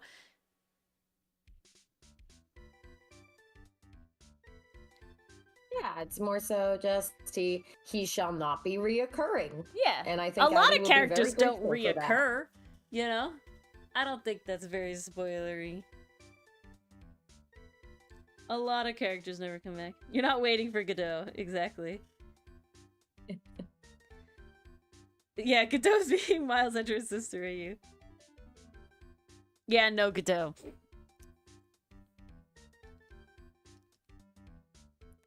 He's a smash, though. That's the... Okay, guys, I've been thinking, and I have to ask Dylan, but definitely, especially if we get to play Mermaid's Mask with Dylan, but I think we have to do Smash or Pass for, Detective Grimoire characters. We do. We definitely do. And I feel like even though Dylan didn't play Tangled Tower or Detective Grimoire, it would be really funny to have him on anyway. I feel like that makes it even better. That's what I'm saying. And I feel like he'd be down for it too. Waiting for Godot to fuck off. Allie, you could get through it, okay? You can get through it. You're not Phoenix Trite. You're Phoenix Right, and you can get through it. Yes. You can beat it. And you don't even need coffee to beat him. Yeah. Miss your wife, understandable. Replace with Franziska. Well, we do get a lot more Franziska in the investigation games, so... Yes. Be happy Rejoice there. Rejoice at that. Franziska does return. Yes. But there's no Godot in the investigation games. At least so far. Technically, we have not played all of the investigation games, so maybe he does return, but not yet. We could be wrong. We could be wrong. So far, we have the first investigation games, no Godot, and we're on the third of 5 for the second investigation games, and no Godot. So far, so good. So far, so good, indeed. Unleash the supremacy, yeah. I keep having brain thoughts and then we keep getting distracted. Working on entry 7 Yes, now. do it. I have... Well, here's what I gotta ask. Do I have enough brain power for that? Like, I did have to rewrite this final part of tally marks from scratch, but I did have an original basis to go off of that I wrote a while ago. You have a fair amount of stuff. At least I could look at that and go... No. You have a fair stuff on entry 7, Mars. You have a lot of stuff in entry 7. Do I? Yeah. I haven't looked at it in a while. Oh, yeah. You got a lot of stuff in entry 7. We know where entry 7's going. Okay, well, this is reassuring. I knew where it was going. It's just because having the brain. You have a fair amount of entry 7 done. I know you had at least one full bit, done at that point. I don't know if it's still considered done, but you were writing that before we inserted tally marks in between. Because tally marks wasn't going to be in between. I wrote page 1. I wrote page 2. Yeah. Holy shit, I wrote page 3. You wrote a lot. I was because on page 4? Tally marks was inserted. So yeah, you had a lot more. Yeah. It's not from scratch. I had no memory of this. Good night, Mason. Wow. Good night, Mason. Out of the prosecutors, is Franziska your top smash so far, or out of everybody, out of any character? I have to think. Top smash? No. That's Mia. Mia is top smash. It's very.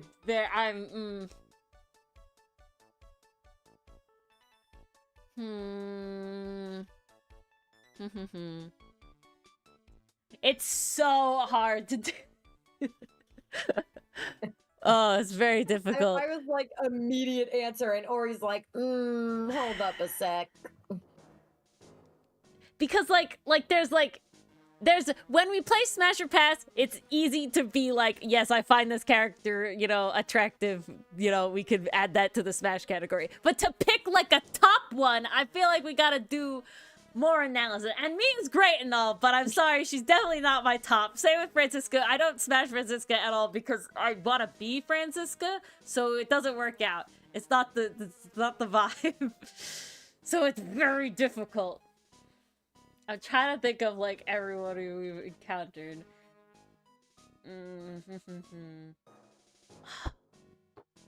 This is tough.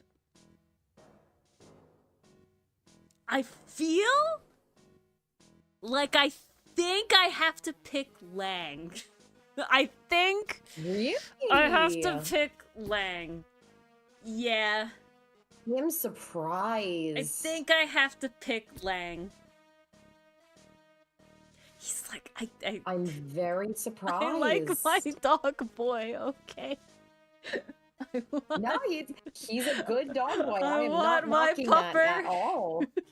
I think it has to be like, I think I can't pick, so it was literally like Phoenix, Edgeworth, or Lang, and I really can't pick Phoenix or Edgeworth because I want them to be together too hard to even like put it in the realm of like being a top Smash. And just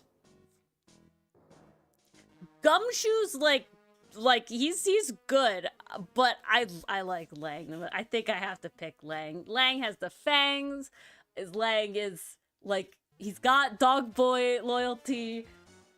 It's very good. He's very thoughtful and considerate as well. He has strong convictions. I'm here for Lang. Your wife wins? Your wife Francisca?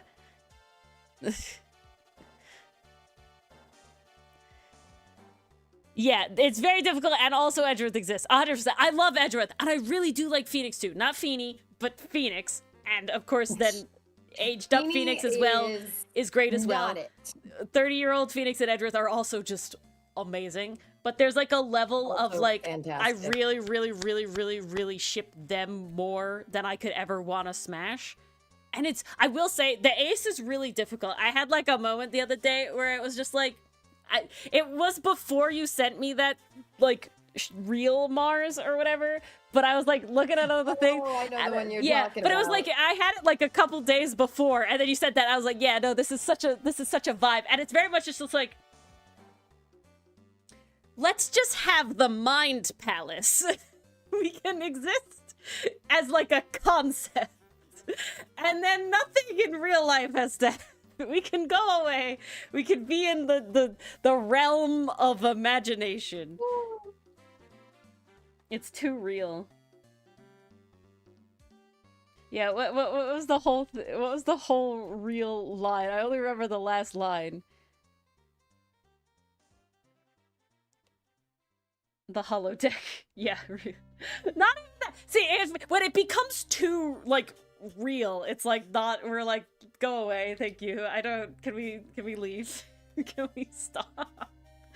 But when it's just like, yes, the concept of this is very, very, we can enjoy the concept of XYZ, but we don't have to like think about it ever in reality.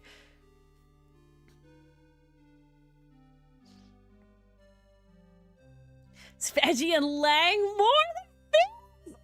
Oh, I'm sorry, I don't see it, Penguin.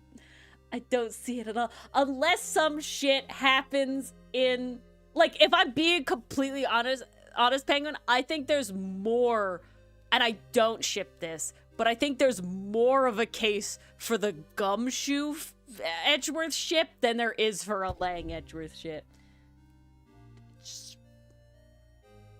I just don't see Lang Edgeworth, but people have done more with less. Well, they have frickin' Von Karma Greg, so you know, like,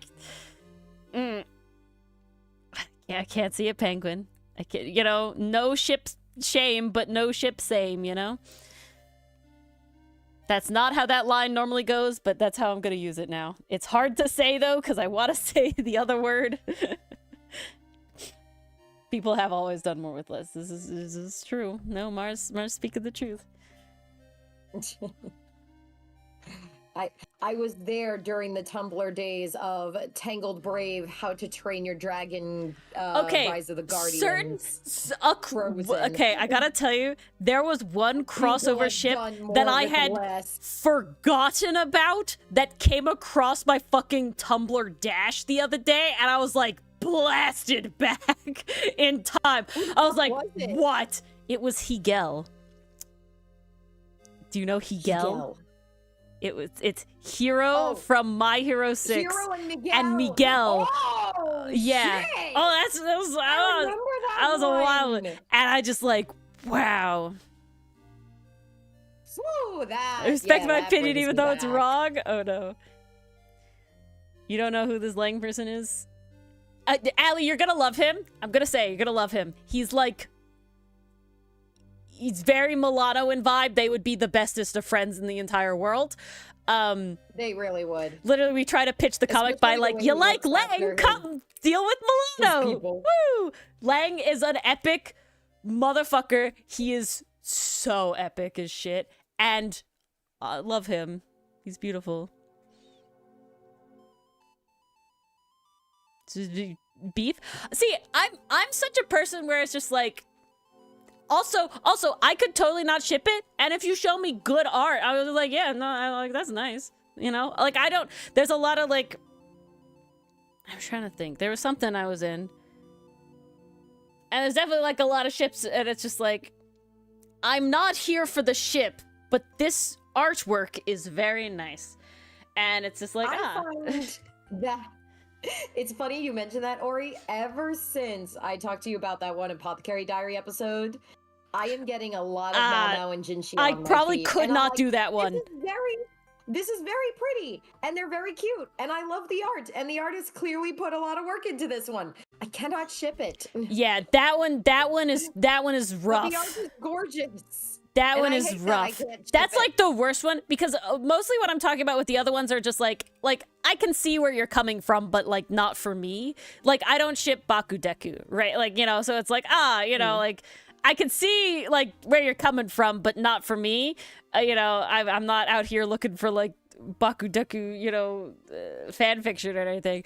But it's like, you know, I understand. I understand why people ship it. I can logically make sense. But then it's like, no, can we not ship? Like, and it's sad because I literally learned it is 100% confirmed endgame in the light novels and of Jinshi and Mao Mao. And I just like, I can't. I need a lot more to happen before we get here. Because right now we're not here. Fucking respect, please. I know. Honestly, that, yes. But I need Mao Mao to have some level of interest showing before it happens. Because if she never shows any interest, no matter what happens, no matter how respectful, quote unquote, he is, it's season 2. I am going to feel it so icky. Any interest. You don't think anyone dislikes Rightworth? You do dislike Rightworth? What? Oh no, Penguin! What are you doing? No, I'm joking. It's okay. We accept unless when they're wrong. Or what was it? We accept even though it's wrong. Bakudeku. Yeah. What did they say earlier? It was Bakudeku. I respect your opinion even though it's wrong. Yes. That's yes. That is what fan was for. Oh, I couldn't think of the fucking phrase. I 100% agree, Allie. There was something we were talking about, and it was like, why can't they just be friends? And I'm trying to remember. It was with Pastry Puff. We were all like on the same page, and it was like, why can't these two characters just be friends? And I'm blanking on what it was. Oh, what the hell were we talking about? I'm absolutely blanking on what it was. I don't remember. Your wrong opinion that person's face. I think that everybody should be fine to ship unproblematic ships. Obviously, there's like a line, you know, we all know the lines that we shouldn't cross. We're not talking about that. We're talking about as like normal people. I give zero shits of what characters you ship together. And, you know, can we just all be happy? We don't need to argue about it, okay? Just keep everything within the age of consent, please. That's all I ask. Consent. And I'd rather not that their whole relationship be relatively problematic. Because I will say, when you see, like, Bakudeku stuff, like, it's usually not problematic. You know what I'm saying? Yeah. At least from my experience. Maybe that's wrong. Usually when I see Bakudeku stuff, Bakugo is being dragged through the mud and he's like, I need to apologize, I feel so bad. Pastry Puff, it might have been MASH. There was MASH. I think we were talking about, because Mars's dad thought that Finn was a girl, I think it was, and was like, oh, is that with MASH or something? And we're like, no, we just want MASH and Finn to be friends. It might have been MASH. Finn was a girl. Yeah, it might have been MASH. Like, what are these looks he's giving him? Like, come on, because I can't think of a going to get together. I'm like, well, one dad, that's a boy, but I'm glad you enjoy the aesthetic. Yeah.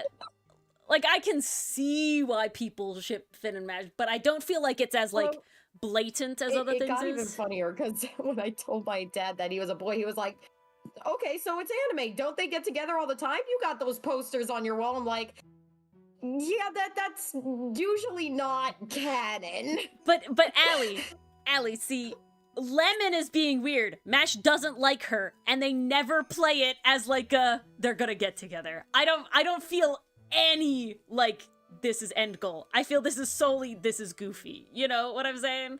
Like, there's no, like, they're just adding in a romance here. There's never it feels like we're setting up endgame here. It feels like at the end of the second season, she did defend MASH. Yeah, but she had some character moment. It did, because Dot did it too.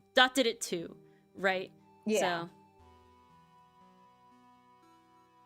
It is like Sonami until Sonic 4 comes out. Oh.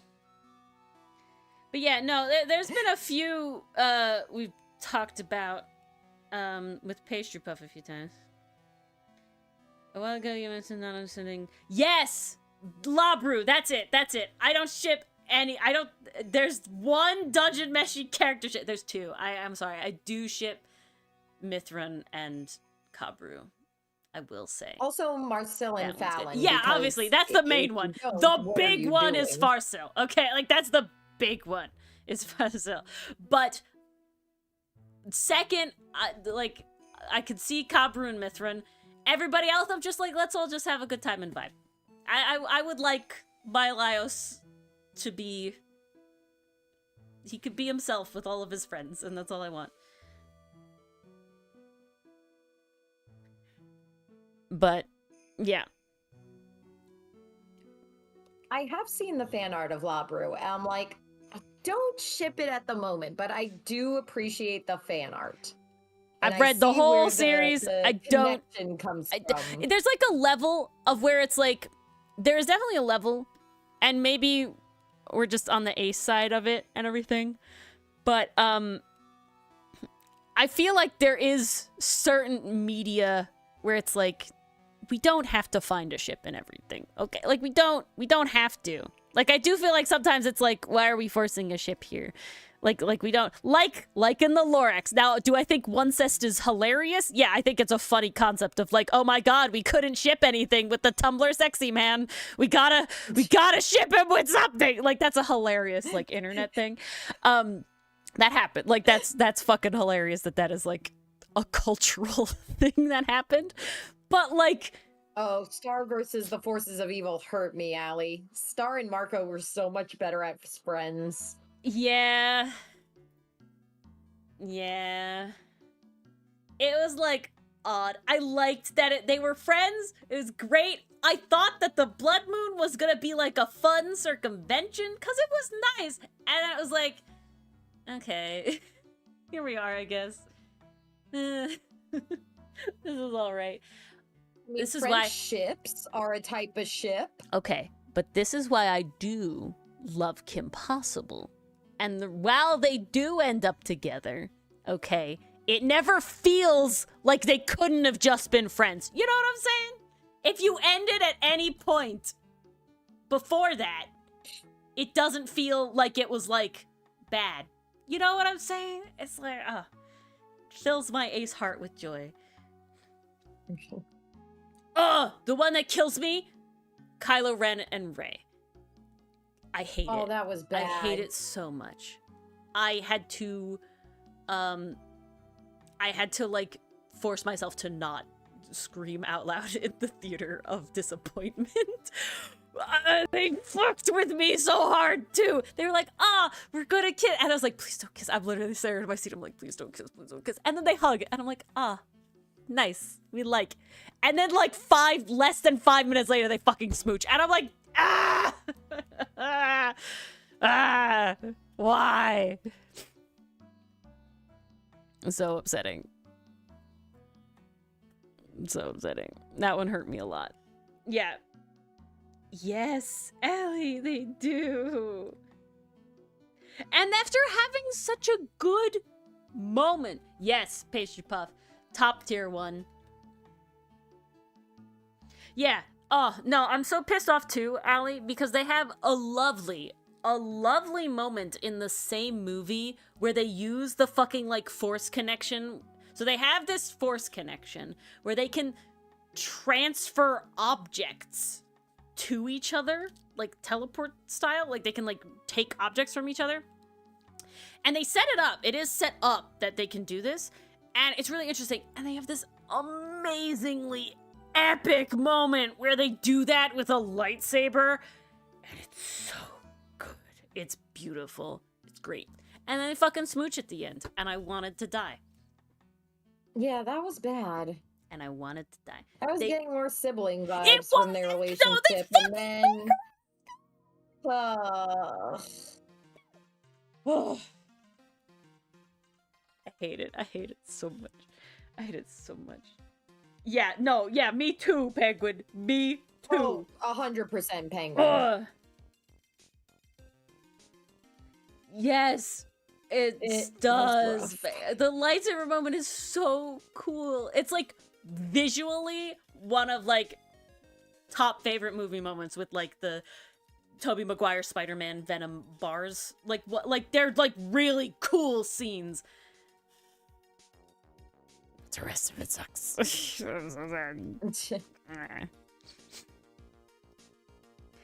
That's like an opposite of Kill Your Darlings. That's like a take this and frame the movie around this moment and nothing else. Forget the rest. Why your main leads will never fall in love with each other. Sadly, we don't have that page, Allie. We do ship Milano and Hosen very hard, but they won't happen in the comic, and that's what matters to me. That's what matters to me. Why are we side-eyeing Pearl? Oh, shipping Phoenix and Maya. Oh. Yeah, I hate that. It's not Pearl's fault, but I hate it a lot.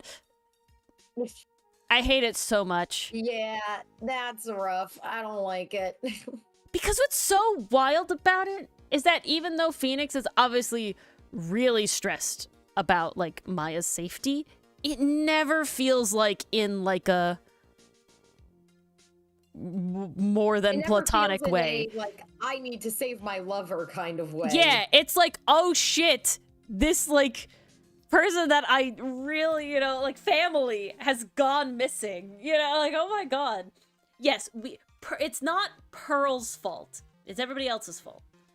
Pearl herself gets some slack. But yeah, the Maya stuff is always like, this one's weird. It'd be like shipping, Xiaoling and Shang Xiaoshi, or even with Lu Guang. It's just like, this is not it. Thank you. Oh, really good example of, like, two characters that totally could have been shipped in a comic, but, like, really, really aren't, I think. There's a comic, it's a webtoon, and it's called... God, I'm trying to think of what it's called. Oh my god, I'm blanking on what it's called. This is the last thing I'm gonna say because we are at the time. But let me find... it's called like Supernatural Roommates or something. I don't remember what it's called. It's like a college trope to it. I'm gonna find it. Okay, it's called Rooftops and Roommates. Okay, and it's about like basically there's like, you know, historical monsters that live among us. So there's like witches, but they also go to college with like humans and stuff and this sort of thing. Main character, he has his best friend roommate. Okay, the main character is not a human. He's pretending to be a human. The roommate character is a human and he doesn't know about it originally. Okay, and they have moments where the artist will literally draw them like blushing, sparkle eyes together, and you still feel like they're bros. Ooh, Windbreaker is another one. They all feel... I haven't watched season 2 yet, but they all feel like bros, okay? I'm okay with the narrate. You will have your bro moment in the first couple episodes. So good. They all feel like bros. You'll get it. There's something else where they all felt like... You know, it's just like, they feel like I don't need the ship here. They all feel like bros.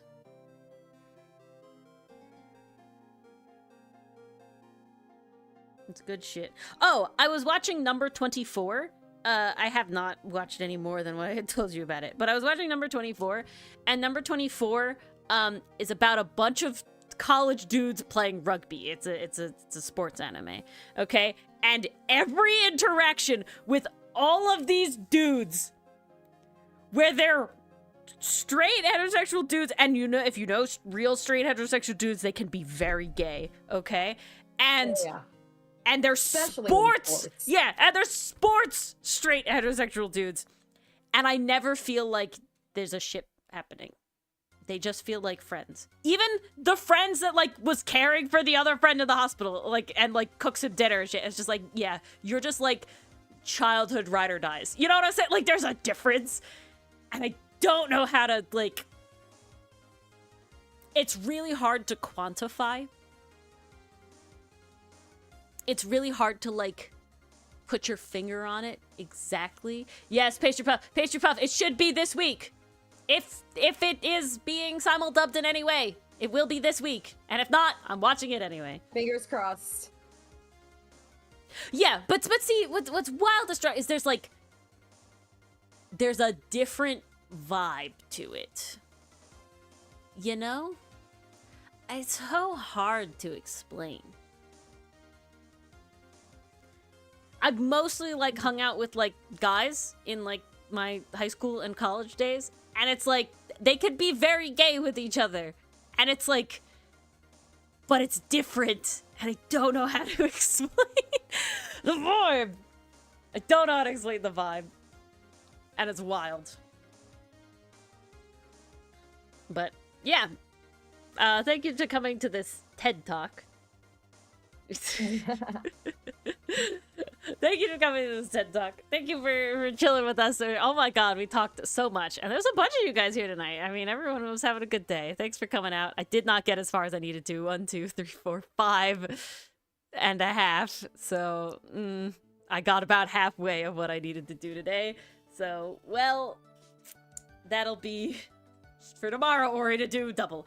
But I'm sorry that Mars is being quiet. She was on a roll with please. The script. Good. So stay on the roll. You need to write. I could not talk. No, please. I do need to write. How's it 10? I don't know, Allie. Time flies. I don't know, Allie. It was a fun stream. By. Thank you all for coming. God. Have a lovely Wednesday. It wouldn't be the same without you guys. Oh yeah, you guys make it 100%. But we have a lovely Wednesday. We have a fun stream happening Thursday where we get to design basically a very hot man, as is wont to do. He will be great. And then we get to draw him with other hot men, non-binary, and women together, doing acrobatics things and being bendy, because it's very important. But yeah, thank you for coming. Have a lovely hump day, and we'll see you tomorrow, Thursday, for making time. Good night. See you all on Thursday. Have a great Wednesday, everybody.